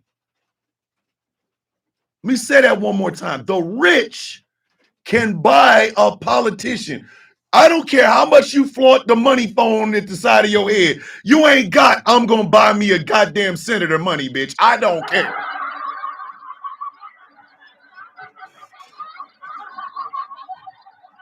These some bitches can buy a goddamn politician. They can buy one. Oh, you running a campaign? Hey, here's about $350 million. Go on. People like Peter Thiel. Peter Thiel bought a vice president. Before that, Peter Thiel bought a senator. Argue with your mama, don't argue with me. Look at all the people he's backed. Look at all the people that Peter Thiel is giving money to, and look where they work now. He bought a politician. He did. Why do y'all think Donald Trump loves sucking off all these rich people? Because he's bought and paid for. Duh. Meanwhile, there are people out here that are donating plasma just to buy gas. Put a couple of dollars in the tank, maybe go get you some peanut butter, some jelly, some bread, or maybe some lunch meat and some bread, some mayo, whatever, just so that you can eat. Just so that you can eat, because you got to go to work at your second job. With that much money, you can buy a politician. And if you can buy a politician, you can change laws.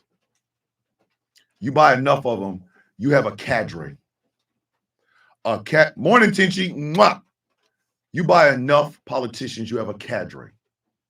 And that cadre will pass any legislation that you want. Tracina with the $10 super chat. It's time we all told the U.S. government, I don't want your acceptance. I don't need your tolerance. I demand your respect for our humanity, for all of us. Exactly, Tracina. Thank you.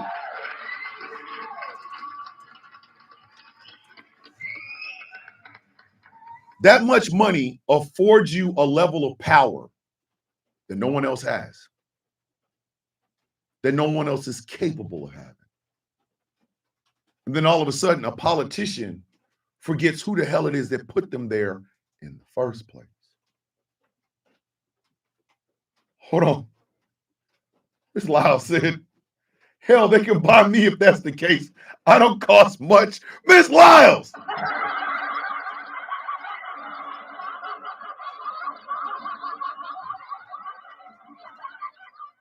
Ms. Lyles. Ms. Lyles. Kobe. Go on, take that. That's yours. Listen. That was a three-pointer from inside of a magazine to a goal. That's what that was.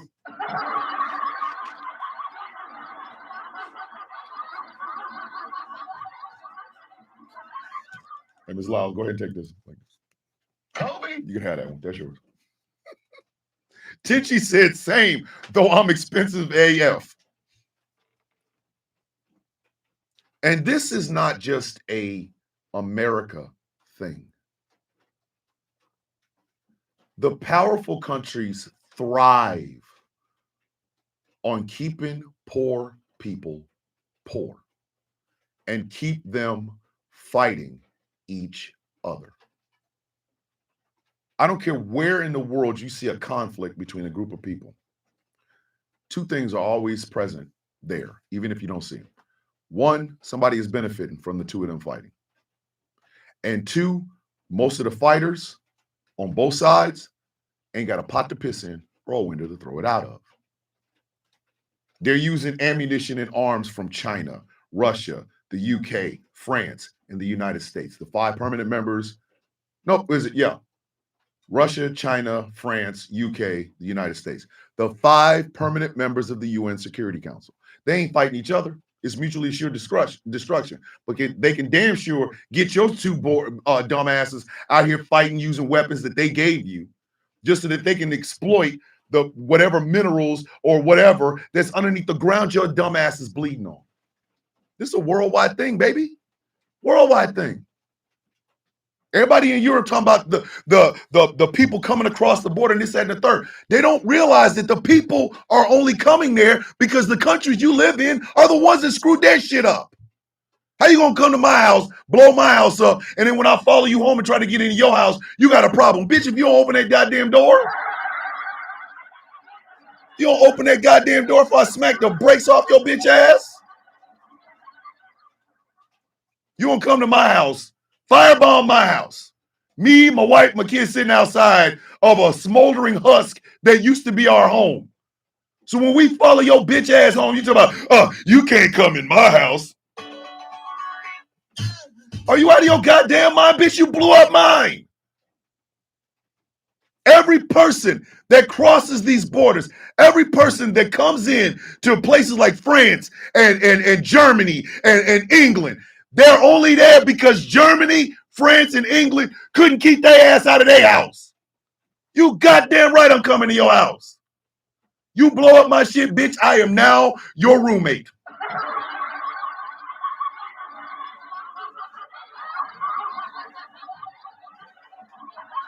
I'm eating all of your goddamn Cinnamon Toast Crunch and the milk. I ain't replacing it. I'm laying up in your bed, me and my wife fooling around, and your stupid ass got to watch. And my daughter that took over your goddamn other bedroom, she in there playing remixes of Usher songs that sound like the Chipmunks and listening to gospel music on the radio and watching Law and Order SVU on the television because she's goddamn autistic. Bitch, you better get ready. You gonna go to somebody else's house, tear up their shit, and they get mad when they come to your house. Oh, we've got so many people crossing the border that maybe we shouldn't have crossed the border and screwed up where they lived. And then to top all of that off, when these people do come into these countries, they work their asses off. They work their asses off. They got their kids working. You ain't got no problem exploiting the Democratic Republic of Congo for goddamn chocolate, but you don't want them chocolate people coming over here after you done exploited them for the goddamn chocolate. You don't sit your monkey ass down. Sit down and, hey, learn how to speak Congolese. That's what your ass need to do. You need to shut up and learn how to speak Congolese. What's your rabbit ass mind? These people come across that goddamn border. You already know for a fact they are going to work 10 times harder than any one of you well-fed, ignorant ass bastards. They're going to work their ass off. They're going to go to them fields and pick shit you couldn't even identify if you saw the plant in the first place. They're going to put roofs on. They're going to put a roof on a house so fast you would think that the shit was magically put there. They're going to work in your stores. They're going to work in your restaurants. They're going to work in your hotels. They be real quiet. But because they speak a little Spanish, you want them gone. Bitch, are you going to get your well-fed fat ass in there and take care of that goddamn bed after a nasty Diddy party? I don't think you are. Shut your dumb ass up.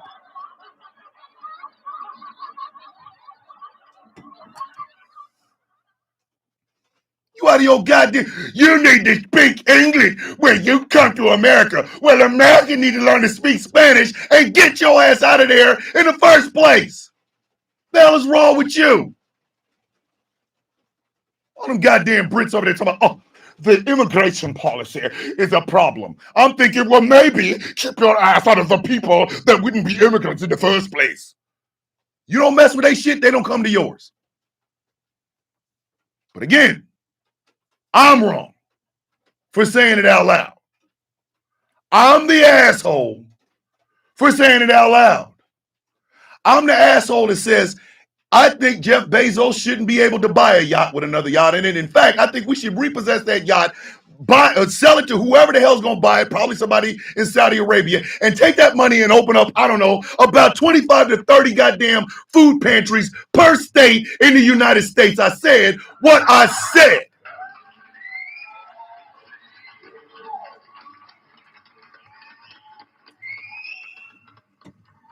You're going to celebrate exploitation, but get mad when exploitation results in, oh, I don't know, people wanting to eat. Everybody's like, well, the story about people pissing in bottles on the Amazon floor has been debunked. It's the fact that y'all had to debunk it in the first place that's the problem. It's the fact that you had to debunk it in the first place that is the problem. Poor people talking about these women out here just having more babies so they can get more welfare. The fact that you can say that means your dumbass is conditioned. People taking food stamps and they're buying all kinds of shit. The fact that you have to say that out loud is the problem. DJ with the $5 super chat. You own one today, little brother, and I love it. Thank you, sis. I love you.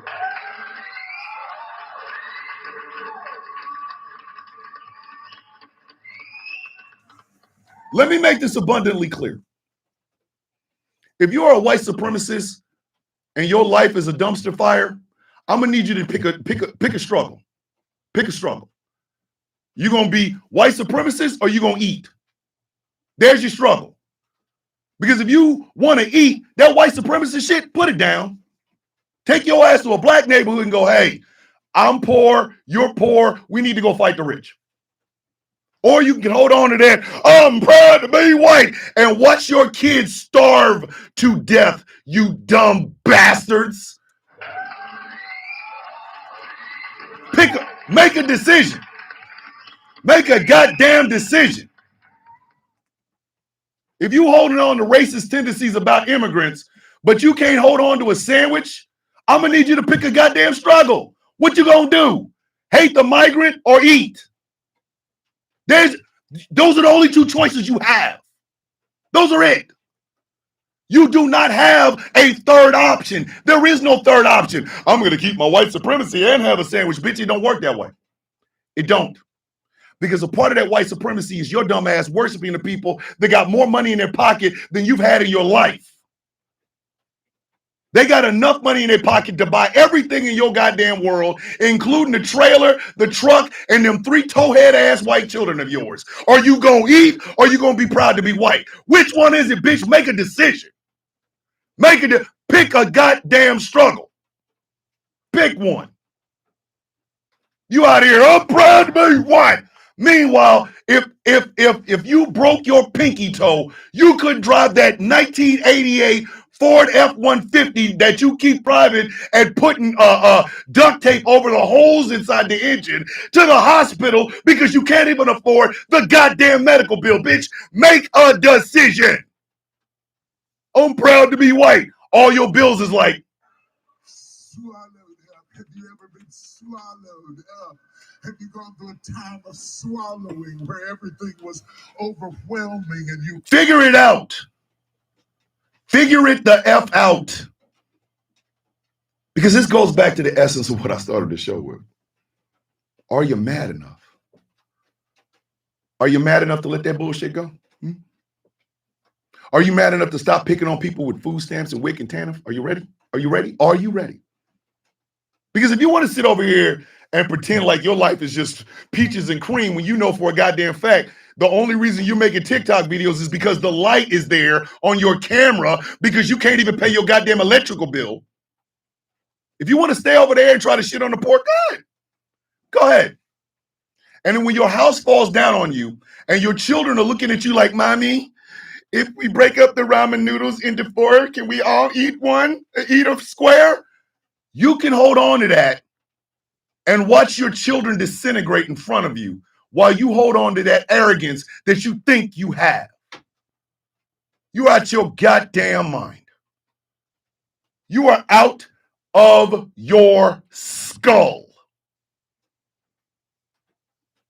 Are you mad enough to let that bullshit go? Are you mad enough to stop worshiping this goddamn dude in the White House? Let me tell y'all something. Donald Trump has never done a hard day's work in his entire life. Not a single day.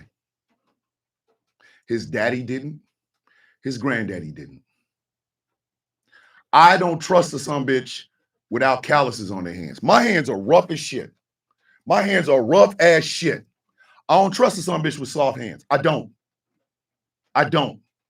Especially if your ass want to come try to tell me about working hard. Ain't your hands soft? Yes. If you don't kiss all of my goddamn ass, get the hell on with your shit. Sean the non-believer. Sean.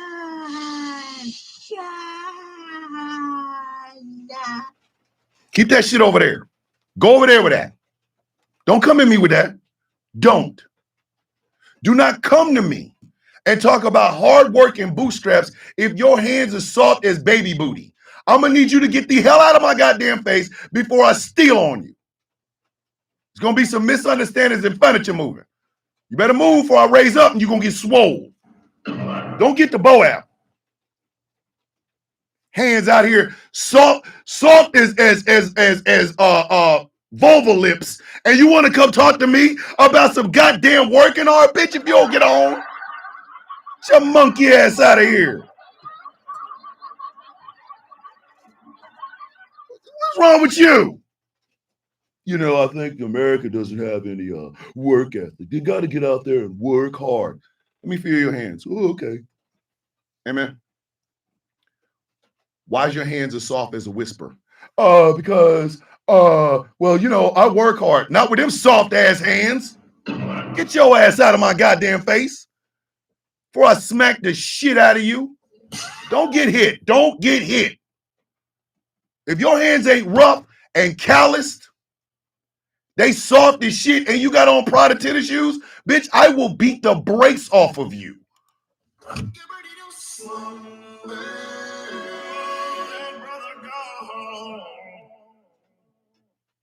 Hands out here feeling like a old sexy R&B song from the 90s, and you want to come and talk to me about hard work. Bitch, if you don't sit your stupid ass down. I'm running this shit.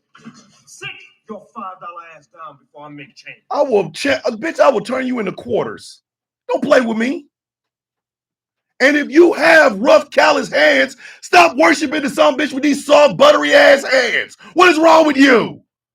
The butter hand dude, you gotta, oh, come on, Mr. Butter Hands. We don't want you to get a hangnail, get those soft, delicious hands out of here. Hey, you hardworking person, work harder. Man, if you don't blow me and eat this jank. Swallowed up. Have you ever been swallowed up? Have you gone through a time of swallowing where everything was overwhelming and you... Jeff Bezos has the softest, butteriest hands in America right now. The hell you worshiping that bitch for? He ain't do shit. He ain't do shit. I'm gonna say it again. He ain't do shit. The worst version of Lex Luthor we could have possibly got. We're in the multiverse where Jeff Bezos is goddamn Lex Luthor with the funny wandering biggie eye. Soft hand, bitch. Elon Musk got butter hands. That's why he should butter his ass the hell up out of my goddamn face before I smack the shit out of him. Get your punk ass on. All them goddamn billionaires. Jerry Jones, I'm telling you, Jerry Jones at his age has hands as soft as a newborn's booty. But he out here got his players catching CTE and TBI like it's a bus. Just so they can give me a championship ring. How about you championship ring these nuts? How about you do that, Jerry? Championship. These nuts. Got him. Got him. I don't respect non-working hard people. And I ain't talking about poor folks.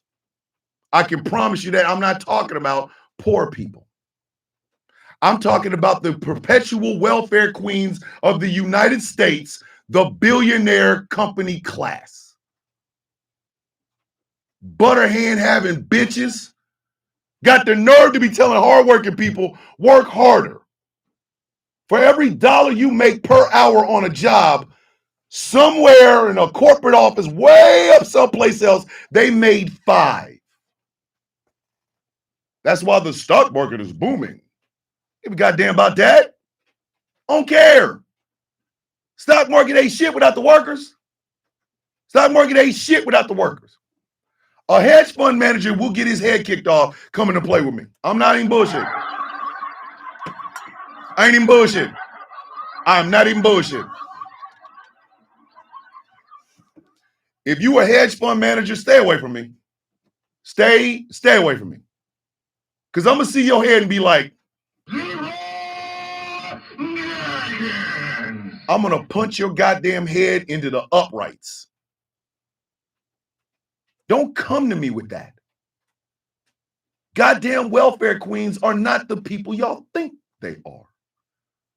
The welfare queens are the ones that get on television and tell you how rich they are. Oh, and by the way, I'm sorry. Might as well throw their ass in there too. All those rich mega church pastors, they can come get this work too.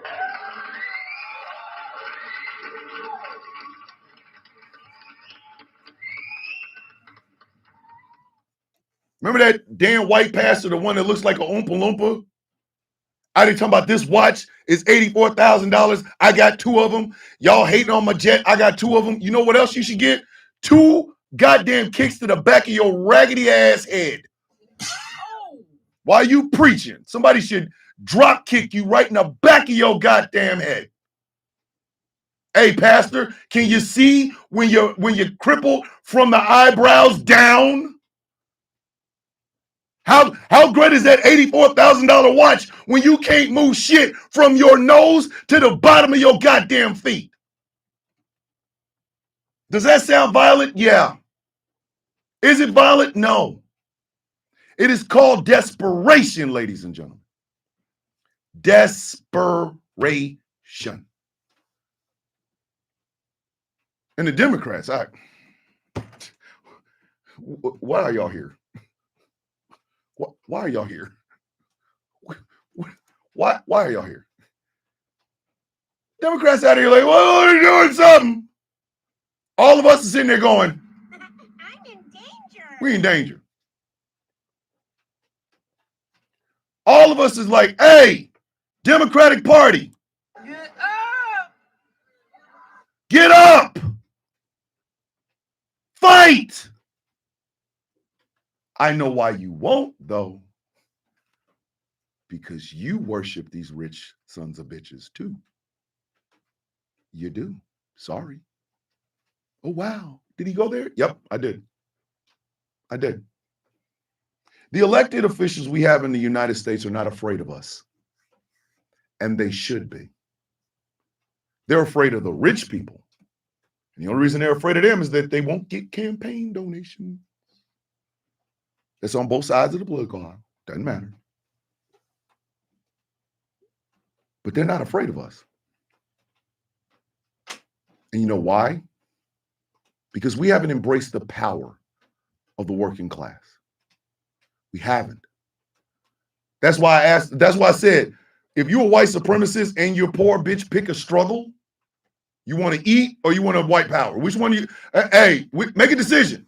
Make a decision. Make a decision.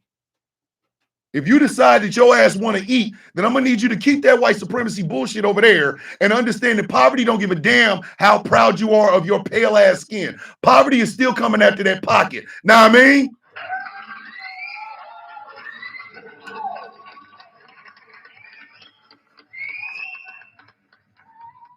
You bring your dumb ass in here. I got white pride. You ain't got $1 in the bank. Your house is falling on top of you and your children are starving to death, but you got white pride. You need to leave. Don't come in here with that shit. Don't come in here with that bullshit. We need to fight, ladies and gentlemen. Fight. But we all got to fight in one direction. They used black folk to have you vote against your own best interests. Stop doing that. You are literally watching political ads on a box television with bootleg cable, and you got the goddamn nerve to say, yeah, let's end the welfare because the black people are getting it. Bitch, don't you get it too? You on TANF just like they are. You got an EBT card in your pocket right now. Stop fighting with people that are telling you your EBT card is different than that black woman's EBT card because you're white. If you don't sit your stupid ass down, dumbass.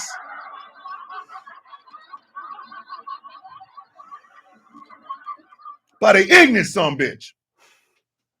You po. Fight with the po against the rich. It's a simple mathematical equation. It's real simple. It's real simple. Check this out.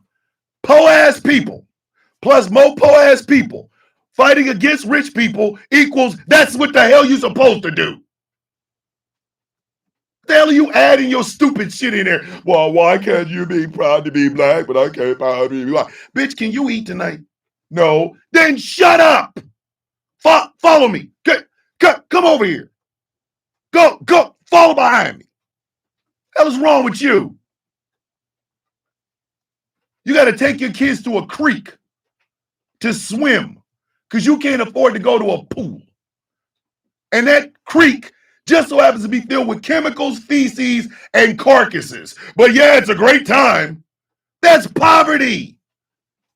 Poverty. There are towns in West Virginia that are just dead. Ain't no money there. Ain't no jobs there. Ain't no prospects for shit there. Food pantry ain't there. And some of these dumbasses out here talking about, I'm proud to be white. What are you proud of? Hunger? What the hell is wrong with you?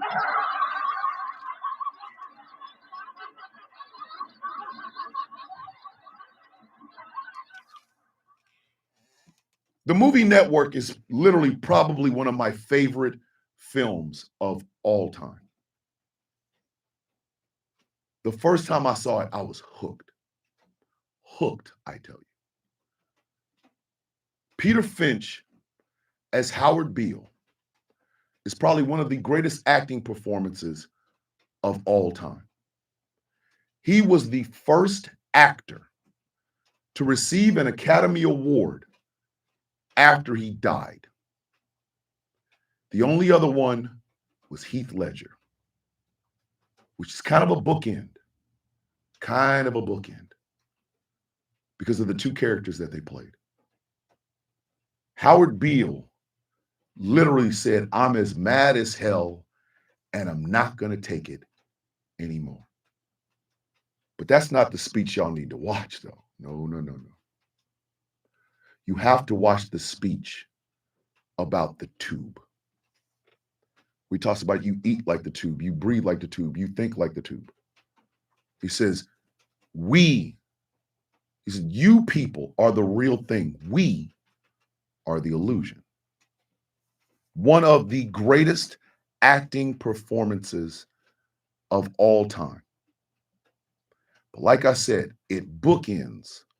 It is the first half of that story. Heath Ledger's Joker is the end.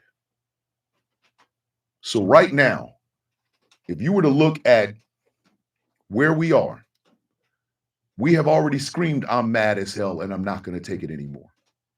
We are starting to look at the tube, aka social media, aka YouTube, aka TikTok, aka Snapchat, aka Instagram, aka Facebook. We are starting to see the cracks in this bitch. And we're starting to notice that it's meaningless. It's meaningless. The rich are still rich. You ain't. You're not. You ain't seen no part of so rich. Sure, you play the lottery about 10, 15 bucks every week, hoping on a wing and a prayer, while you drive a car that does not have enough gas to get you to work, while you're on your way to the plasma center to donate just to put gas in that car and to get something to eat. Yeah. You'll never be one of these people. You never will. When your stomach starts growling hard enough, white supremacy goes out the goddamn window. All you want to do is eat. That's it. Just give me some food. Feed me and I'm good.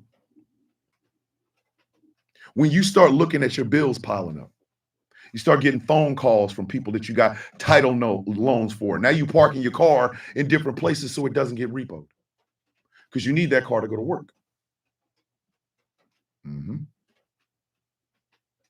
That white supremacy and white pride starts to disappear, or it's supposed to. Loving on the opulent is supposed to stop the moment you realize your ass is starving. You are starving. You are an elderly person on Social Security disability. And you hear about the cuts. And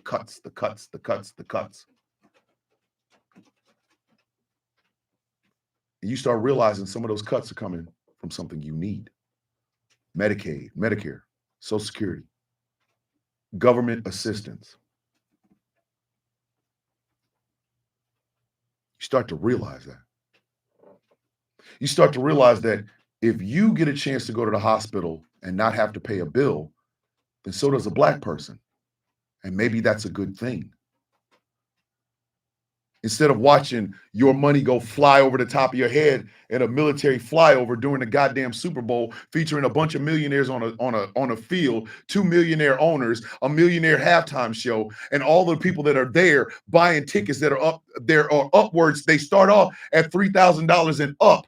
Your dumb ass is watching it on a box in your house, in your trailer. Maybe it starts to sink in a little bit. Maybe I shouldn't be worshiping people that have a yacht with another yacht in it. Maybe I shouldn't be worshiping people that literally the pocket change they have in their pocket could buy my entire life.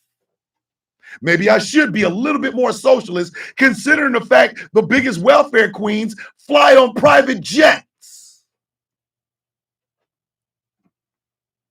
Maybe I should. Starts to sink in. Or again, it's supposed to. Let me tell y'all something. I think I've talked about this on this show before. But the legend of Mama's Recipe. Now, for those of you who have never heard this story, what I'm about to tell you is an absolute true story. You can ask my brother, you can ask my sisters. This is true. We were in the middle of the month. The food stamps were gone. Mom didn't get paid for another week.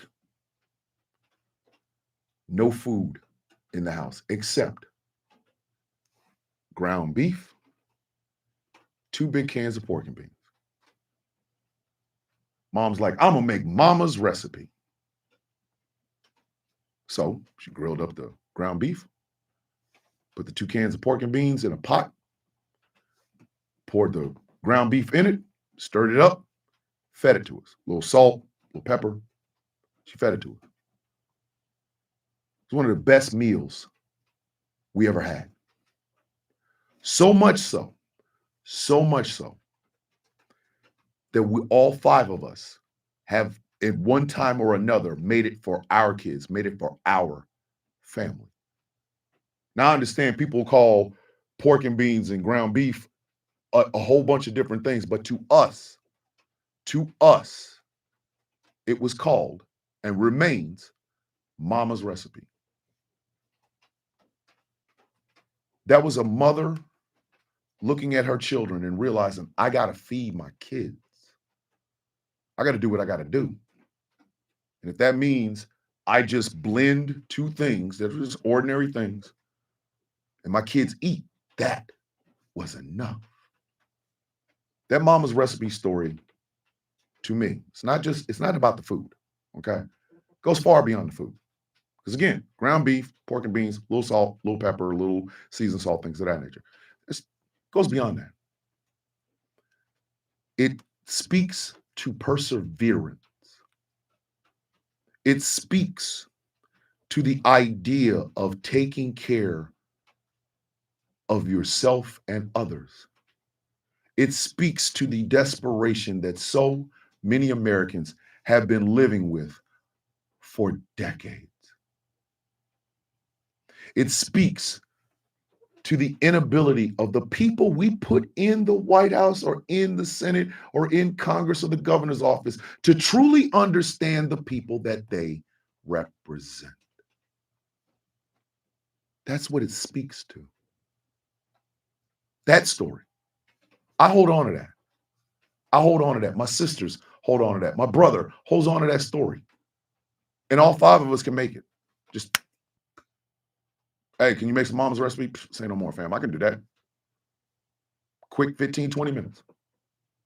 And it fed us for 2 and 3 days. I think it did feed us one time for like 3 days. Never got it there. No matter how many times it was heated up, never got stale for us. Never. There was never a moment like, oh God, I don't want any more Mama's Recipe. Shit. Pretty soon, when the food stamps came and Mom took her check and paid the rent or whatever, we was getting Mama's Recipe that month. And we were happy about that. But that speaks to perseverance of poor. That speaks to the human spirit of getting through. And here it is, 2025. This was done in 86, maybe. Not even sure. It was in the 80s. And here it is, 2025, and to see so many people who would be the people that would be eating Mama's Recipe, celebrating the people who can eat filet mignon and Alaskan crab on a private jet that flies over your goddamn house, It's the most disgusting thing I've ever seen. I'm going to be dead ass honest with you. Those of you who are poor, bashing other poor people, you are the scum of the goddamn earth. I said what I said.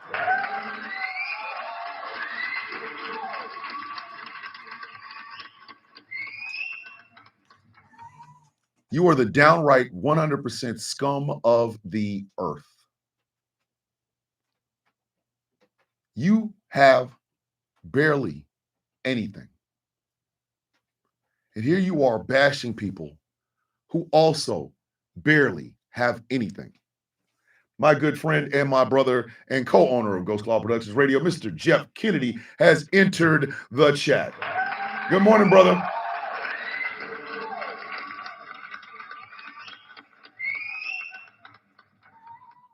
You discuss me in a place, in a way I will never be able to tell you. I will never be able to put it into words. Because here you are, fingernails holding on to that cliff. You see another person that's right underneath you, also holding on, and you kick their hand and watch them fall, you disgusting bastards. How dare you? How dare you? How dare you try to stand in judgment of people who are just trying to make a way out of no way the same as you? Oh, it's perfectly okay to get rid of TANF and WIC and SNAP because the illegals get it. And who gives a shit? Even if they did, and they don't, but even if they did, who gives a goddamn? It ain't taking no money out of your pocket. It ain't taking no money out of your pocket. It's actually doing something that, quite frankly, I think the government should be doing in the first place, which is a number one priority: take care of the people. Not the opulent, not this funky ass ballroom, not salaries and shit like that. Oh, a migrant might get food stamps. Good. Good. Because that migrant is going to take those food stamps, spend them in America, buying food to take care of their families, which helps the farmers, which also helps the nation. Bingo, end of goddamn discussion. If they were getting them, and they're not, if they were getting them, so what? So what? Who cares? You wanted those programs gone because there were black faces on them.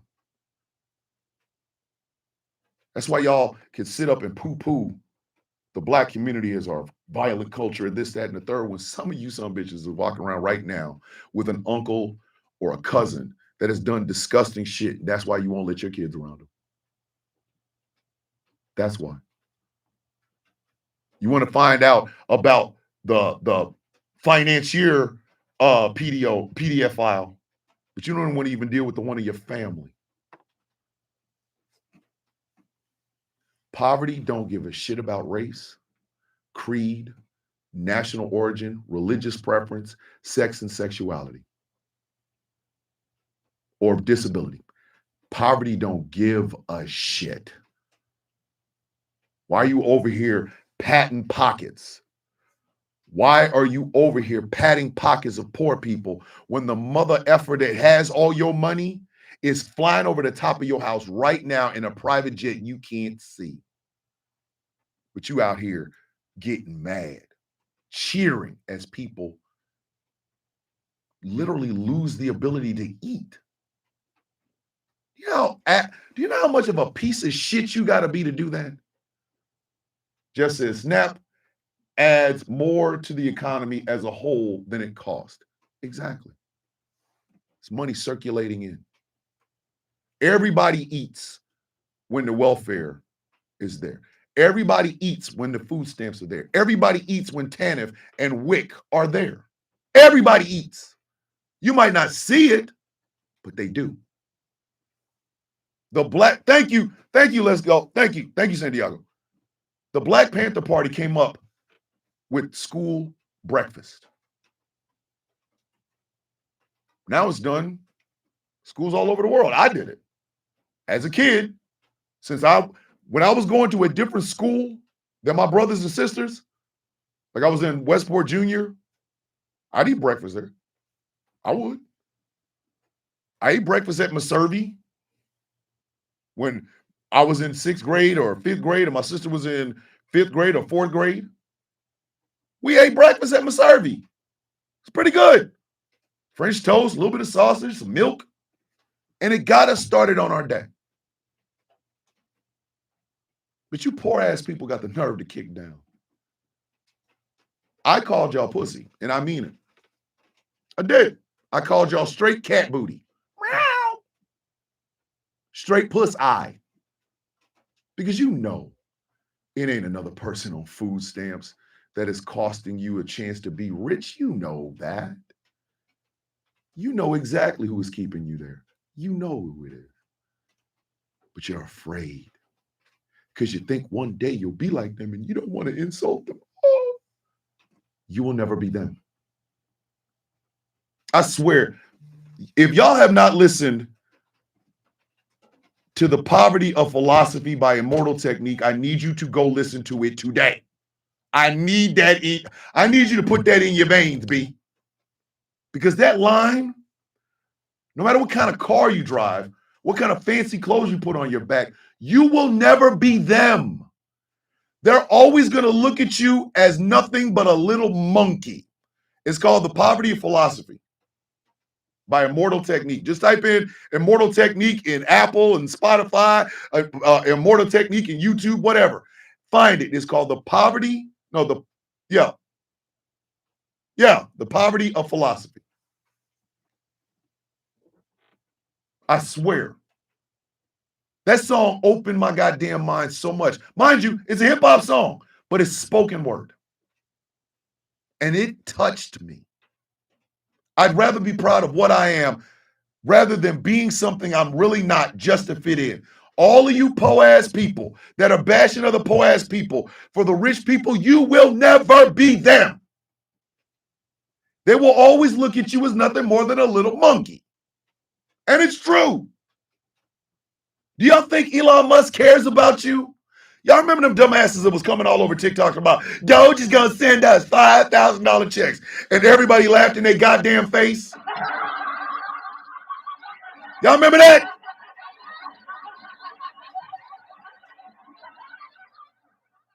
Oh, wow.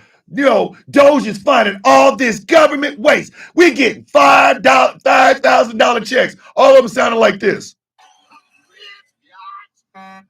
And then nothing. And then nothing. All of them ran back and hid so goddamn hard. They was ducking and running like there was a drive-by. Thank you, Murph. A few moments later. Out here, po as hell. Straight crickets, B. Straight crickets. Because they thought Elon Musk gave two shits about them. He looked at them and said, could you please get on your knees? Swallowed up. Have you ever been swallowed up? Have you gone through a time of swallowing where everything was overwhelming? And he gaffled y'all dumbasses. Y'all remember when Donald Trump was going to send us some checks? Crickets. You believe in the lies, but don't want to deal with the truth. And the truth is this. You're never going to be one of them. I know it breaks your heart. I understand it. I don't care. But you will never be them. Never. As tough as it is for some of y'all to hear that, as tough as it is for some of y'all to realize that, you bought a bunch of Trump merch and you can't even pay your goddamn rent because he never gave a shit about you, because you will never be like him. The reason I don't walk around worshiping politicians is for that exact reason. Barack Obama, for all of his elegance and all of his eloquent speaking, I'm never going to be him. Never. I got way too many tattoos. I use the F-bomb way too damn much. I'm not the person that you put on MSNBC. I'll never be them. So when I see these politicians, like if I went to the DNC, I'd be a problem. If I go to the DNC convention, listen, there's gonna be some misunderstandings and furniture moving. Oh wow, the villains at the DNC convention. I'm leaving here with something. I'm leaving it with something. I mean, I'm from around the way. I'm leaving with something. I'm from around the way. I'm gonna ask these politicians, have you ever made mama's recipe? Well, tell me what it is. And I tell them, well, that sounds delicious. It ain't the food, dog. It's the story behind it. There are millions of people in America who can relate to that story. What are you going to do about it? Don't come to me with no flowery shit. Don't.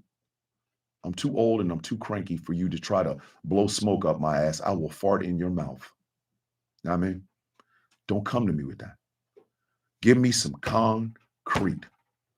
You want my vote? I want you to do your goddamn job so that there are no more government shutdowns because you have made it to where it can't be.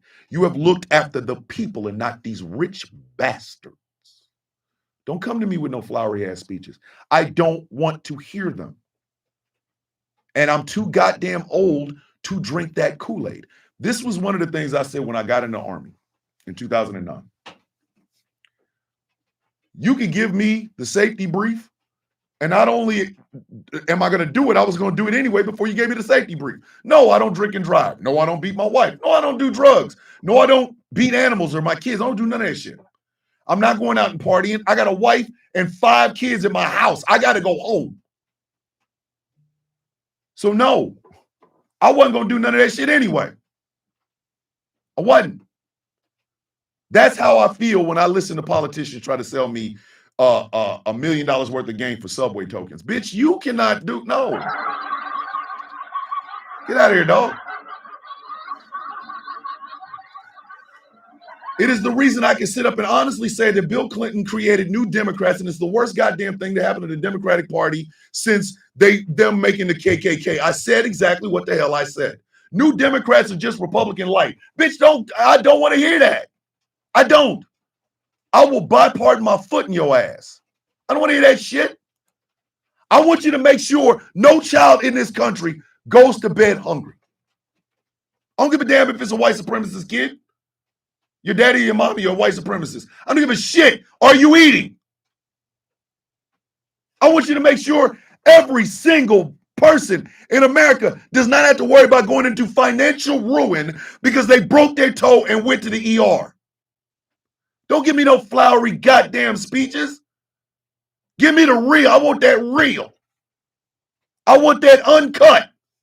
Don't give me this, oh, well, you know, we'll get to Washington and buy part of these balls. I'm sorry. Y'all know how it works. Bipartisan. These nuts. Got him. Got him. I don't want to hear that shit. I don't want to hear that. The reason I have no use for Chuck Schumer and Nancy Pelosi is because of that. The reason I have no use for Hakeem Jeffries is because he was raised by these 2 stupid asses. No.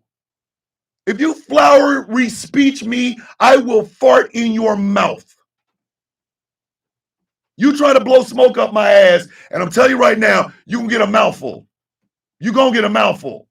While you trying to blow smoke up my ass, I got something for your dumb ass. You better leave me alone. Leave me the hell alone. Don't tell me that shit. Don't. Give me that uncut.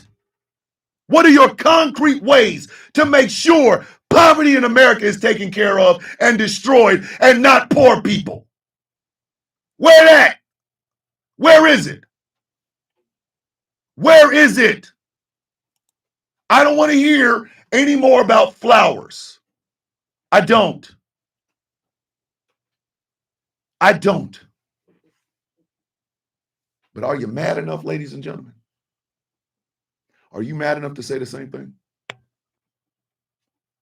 Are you mad enough to look at your elected officials, whether they're Republican, Democrat, I don't give a shit. Are you angry and mad enough to tell them what I just said? Are you? Are you angry enough to stop thinking in terms of your little racist tropes and start thinking about the survival of all?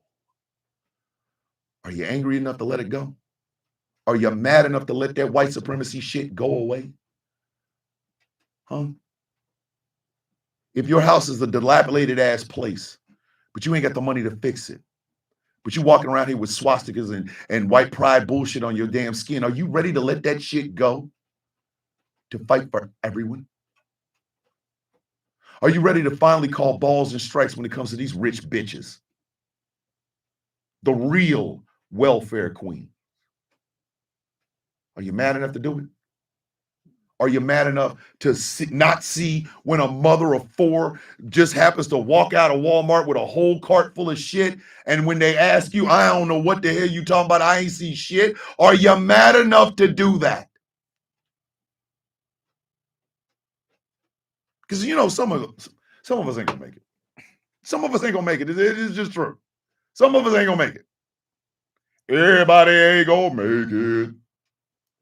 You cannot reach all of the poor, but you can try. You damn sure can try. And why do I say that? Because I've been saying it all day to this morning. Poverty don't give a shit about any of your little whatevers. You don't like trans people in the bathroom. Do you think poverty is going to stop and tell you you're right? Or do you think your ass is going to be P.O.po, but you still don't think trans women should be in bathrooms and women's sports? You ready to get mad about that? Do you think your feelings about abortion are somehow going to stop not having food in the house? How much in groceries has no trans people in the bathroom bought? How much? Somebody give me and show me a receipt where your dislike of trans people equaled you bought a whole bunch of groceries. Show it to me. Did you pay for it with that? When you scanned everything in and you saw how much it was, did you say, I don't like trans people in women's sports, and all of a sudden magically your shit was paid for? Or does it even matter? Can you pay your light bill with your dislike of Antifa? Don't worry, I'll wait. Somebody show me the receipt where your hatred of Antifa paid your entire month's bill for your damn lights. Come on, just come on, man. Man, where it at? Where it at, man? Where it at, homie? That is my point. You can dislike me. You can think I hate white people. No, I told you I hate stupid people. You can dislike that. Just don't be a stupid person. You'll be fine. But if you are holding on to something that has given you no value, it has brought nothing to your life. It has not improved your life in any way. I don't care what it is. If you're still holding on to it, but you can't hold on to a sandwich, I'm going to need you to fix your shit. I'm going to really need you to fix your shit.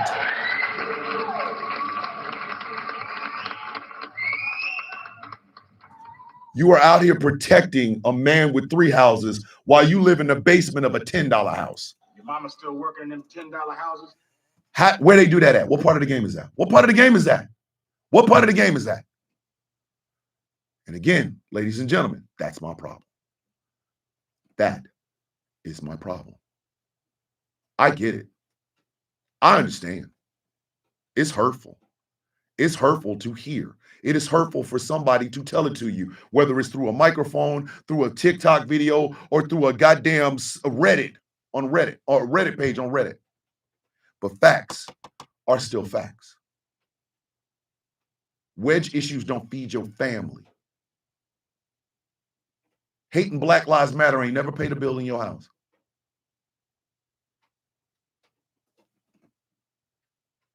Free Palestine is not putting food on the goddamn table. And if you over there looking all over there, what you are seeing is a mirror that's happening right in front of you. Ignore it at your own risk. Ignore it if you want to. While you free Palestine, free West Virginia, bitch. Free the Appalachian Mountains. Free the south side of Chicago. Free east of Truth in Kansas City, Missouri. That's where poverty lives. That's over there. There is your poverty. You want to free something? Free these people from not being able to eat. Free these people from not being able to take their ass to the goddamn hospital when they break something. Free them from the idea that we have to continue to give tax cuts to people who really don't need them and have more money than God. Free them from that. Your priorities are all screwed up. You're out here happy to be white and broke as shit. Happy to be white, but you are 4 payments behind on the trailer you, your wife, and your 4 kids live in. But you happy to be white. You're gonna be homeless. You're gonna be living in that goddamn F-150. You and your wife in the front seat because it ain't got a back seat, and your children laying in the bed on a pallet. You gotta park someplace so that it doesn't rain on top of your own goddamn children. Some of y'all got the game twisted. Some of y'all got the game twisted and have the nerve to get mad at us for telling it to you. All of your little wedge issues, all those little things that you care about, oh my God. The foundation, as always, is human rights. You can't fix a goddamn thing outside this country until you fix the human rights problem we have in America right now. And that human rights problem is this. In the richest country on the face of the earth, in the richest country in the history of the earth, there shouldn't be one hungry person in it. There should not be one person in the United States that has food insecurities.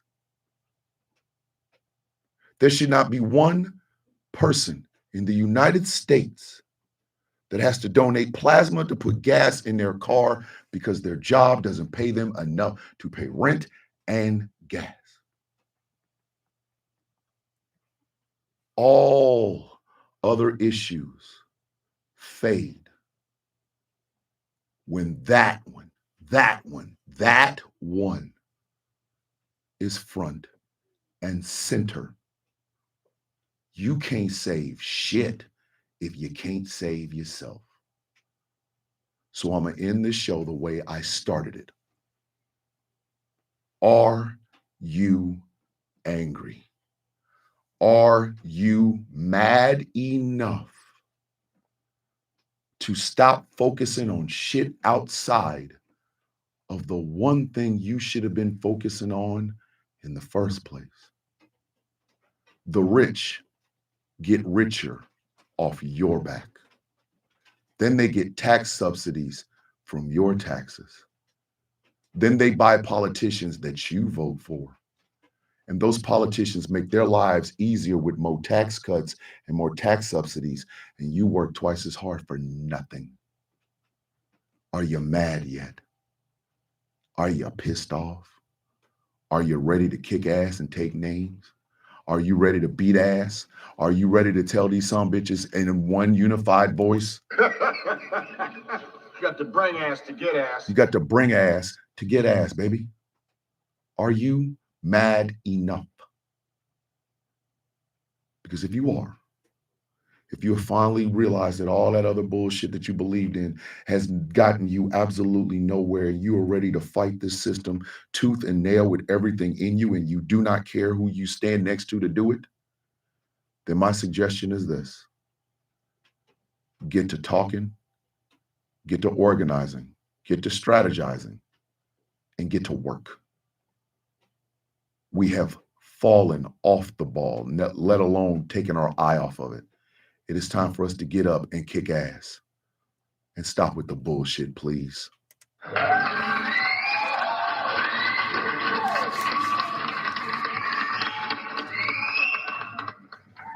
So I did win my appeal, so I will be on my own TikTok page tomorrow.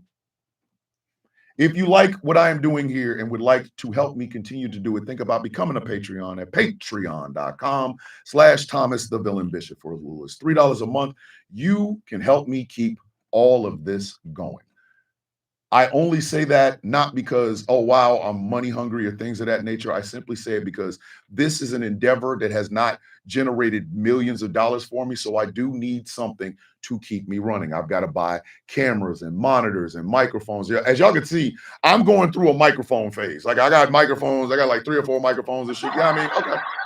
Y'all get it. I understand. You know, it's like new outfits and shit. But I think I have found the mic that best suits me, and that is this one. I do, however, want to get a logo for the bottom of it that says The Sound of Coffee. I'm thinking about doing that, and the only way I will be able to do it is through your donations to my Patreon, patreon.com/Thomas the Villain Bishop. This show is brought to you in part by Smooth California skincare products that will make you look and feel your absolute best. And remember, they're all natural. How's the skin, Tommy? I am currently waiting for my care package from Solid Blue Sister, who will have 2 shows on this radio station coming soon, and it will be a care package of Smooth CA or Smooth California products. So I hope to be able to give you guys an up-to-date look and feel. Y'all not getting a shower shot. Like, y'all can stop. Like I get it. I get it. Hot, sweaty Thomas coming out of a shower. I know. Okay. Y'all ain't gonna get it though.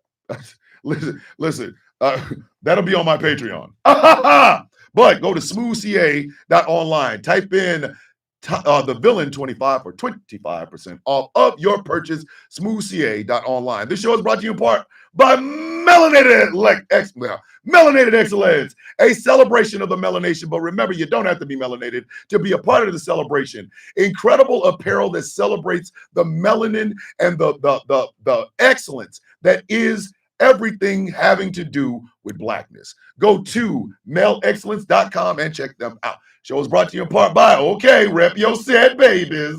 Something black made, like my balls.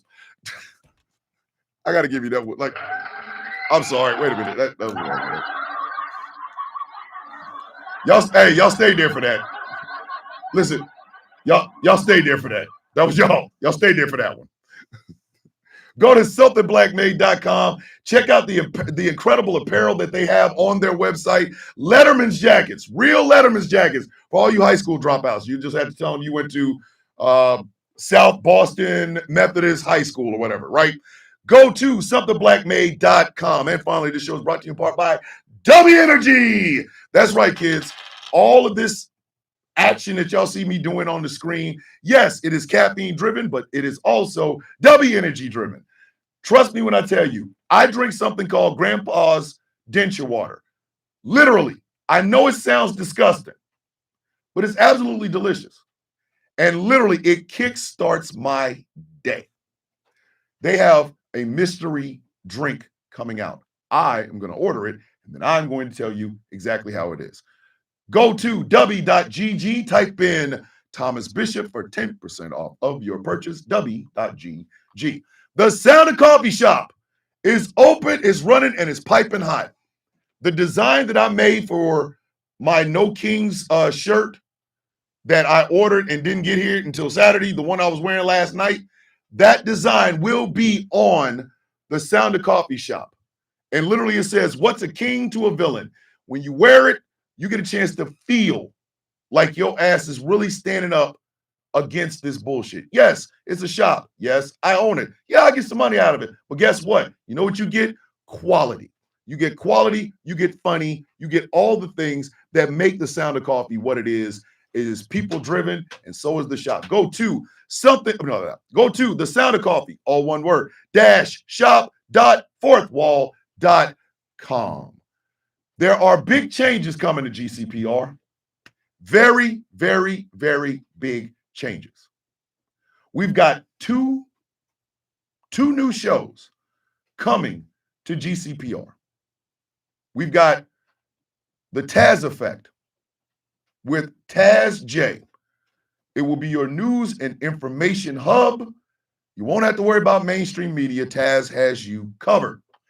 And we also have, and Lisa, well, not Lisa, somebody, Solid Blue Sister texted me yesterday the name of the show that will be coming in on Tuesdays following the Sound of Coffee at 11 a.m. Eastern Standard Time.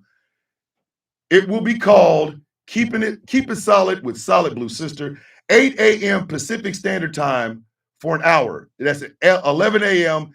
Eastern Standard Time on GCPR. Also, it will be on our GCPR YouTube channel. If you have not subscribed to the YouTube channel, I'm gonna need you to Chad, get over there. Go over there. Like, I need you to go over to the GCPR YouTube channel. Like, y'all need to be subscribed, buddy, because big things are coming. We are trying to make sure that Pastor Gia Clinton, who hosts Heart to Heart every Wednesday night at 9 p.m. Eastern Standard Time, we are trying to make sure that she is also on the YouTube channel. The YouTube channel is going to be the hub of all of the great shows on GCPR. I just get the pleasure or the honor of being the first show you hear every morning. I do this Monday through Friday. It is the best part of my day, and this is how GCPR kickstarts your day, with a little bit of Sound of Coffee, and we go all the way to Conversations with T. Nathan at night, 11 p.m. Eastern Standard Time. Big changes, baby. Big changes. Stay tuned. Stay tuned. What is it that we say every day, kids? I want you to say it from your heart today. I want you to say it from your heart today. I want you to understand the power of the words that you speak. It is your way of standing up to what is going on right now. There are food pantries. Starting tomorrow, like I said, I've had the Sound of Coffee chat in the general chat. I've asked, are there places that people can actually get services? I'm going to go in there. I'm going to write them down. And tomorrow I'm going to start saying at least 2 to 3 of them every single day, because we have got to look out for each other. I'm going to say that right now. We're not getting through this without each other. We need to tell the rich, in the immortal words of my big brother Chaos, you ain't leaving out here with all them jewels and shit. You just ain't. It's time for us to let go of shit that does not help, that does not do anything for the collective. It's time for us to stand up and say, I'm as mad as hell, and I'm not going to take it anymore. Shout out to the late Peter Finch, one of the greatest characters in movie history, in Howard Beale. He gave y'all the blueprint. And we need to let him know. We're doing Howard Beale now. But you're going to keep pushing us. You're going to keep pushing us. And I'm going to tell you right now, when pushed to the limit, I think the poor and downtrodden in the United States is going to look at every one of these rich oligarchs and the politicians that they bought and say, Why so serious? Respect our Howard before the Joker shows up. So what is it that we say every day, kids? May your day be as sweet as the coffee in your cup. Ladies and gentlemen, boys and girls, children of all ages, YouTube chat, love y'all. Stay beautiful. TikTok chat, love y'all. Stay beautiful. My name is Thomas Bishop. I am known as the villain. My title and designation is the Brutalist, the leader of the Villains Guild. And this has been one hell of a Misunderstandings in Furniture Movement Monday episode of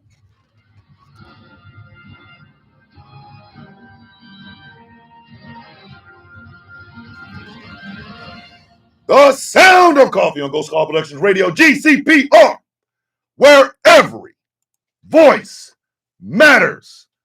I love you. I do not say that flippantly. I love you.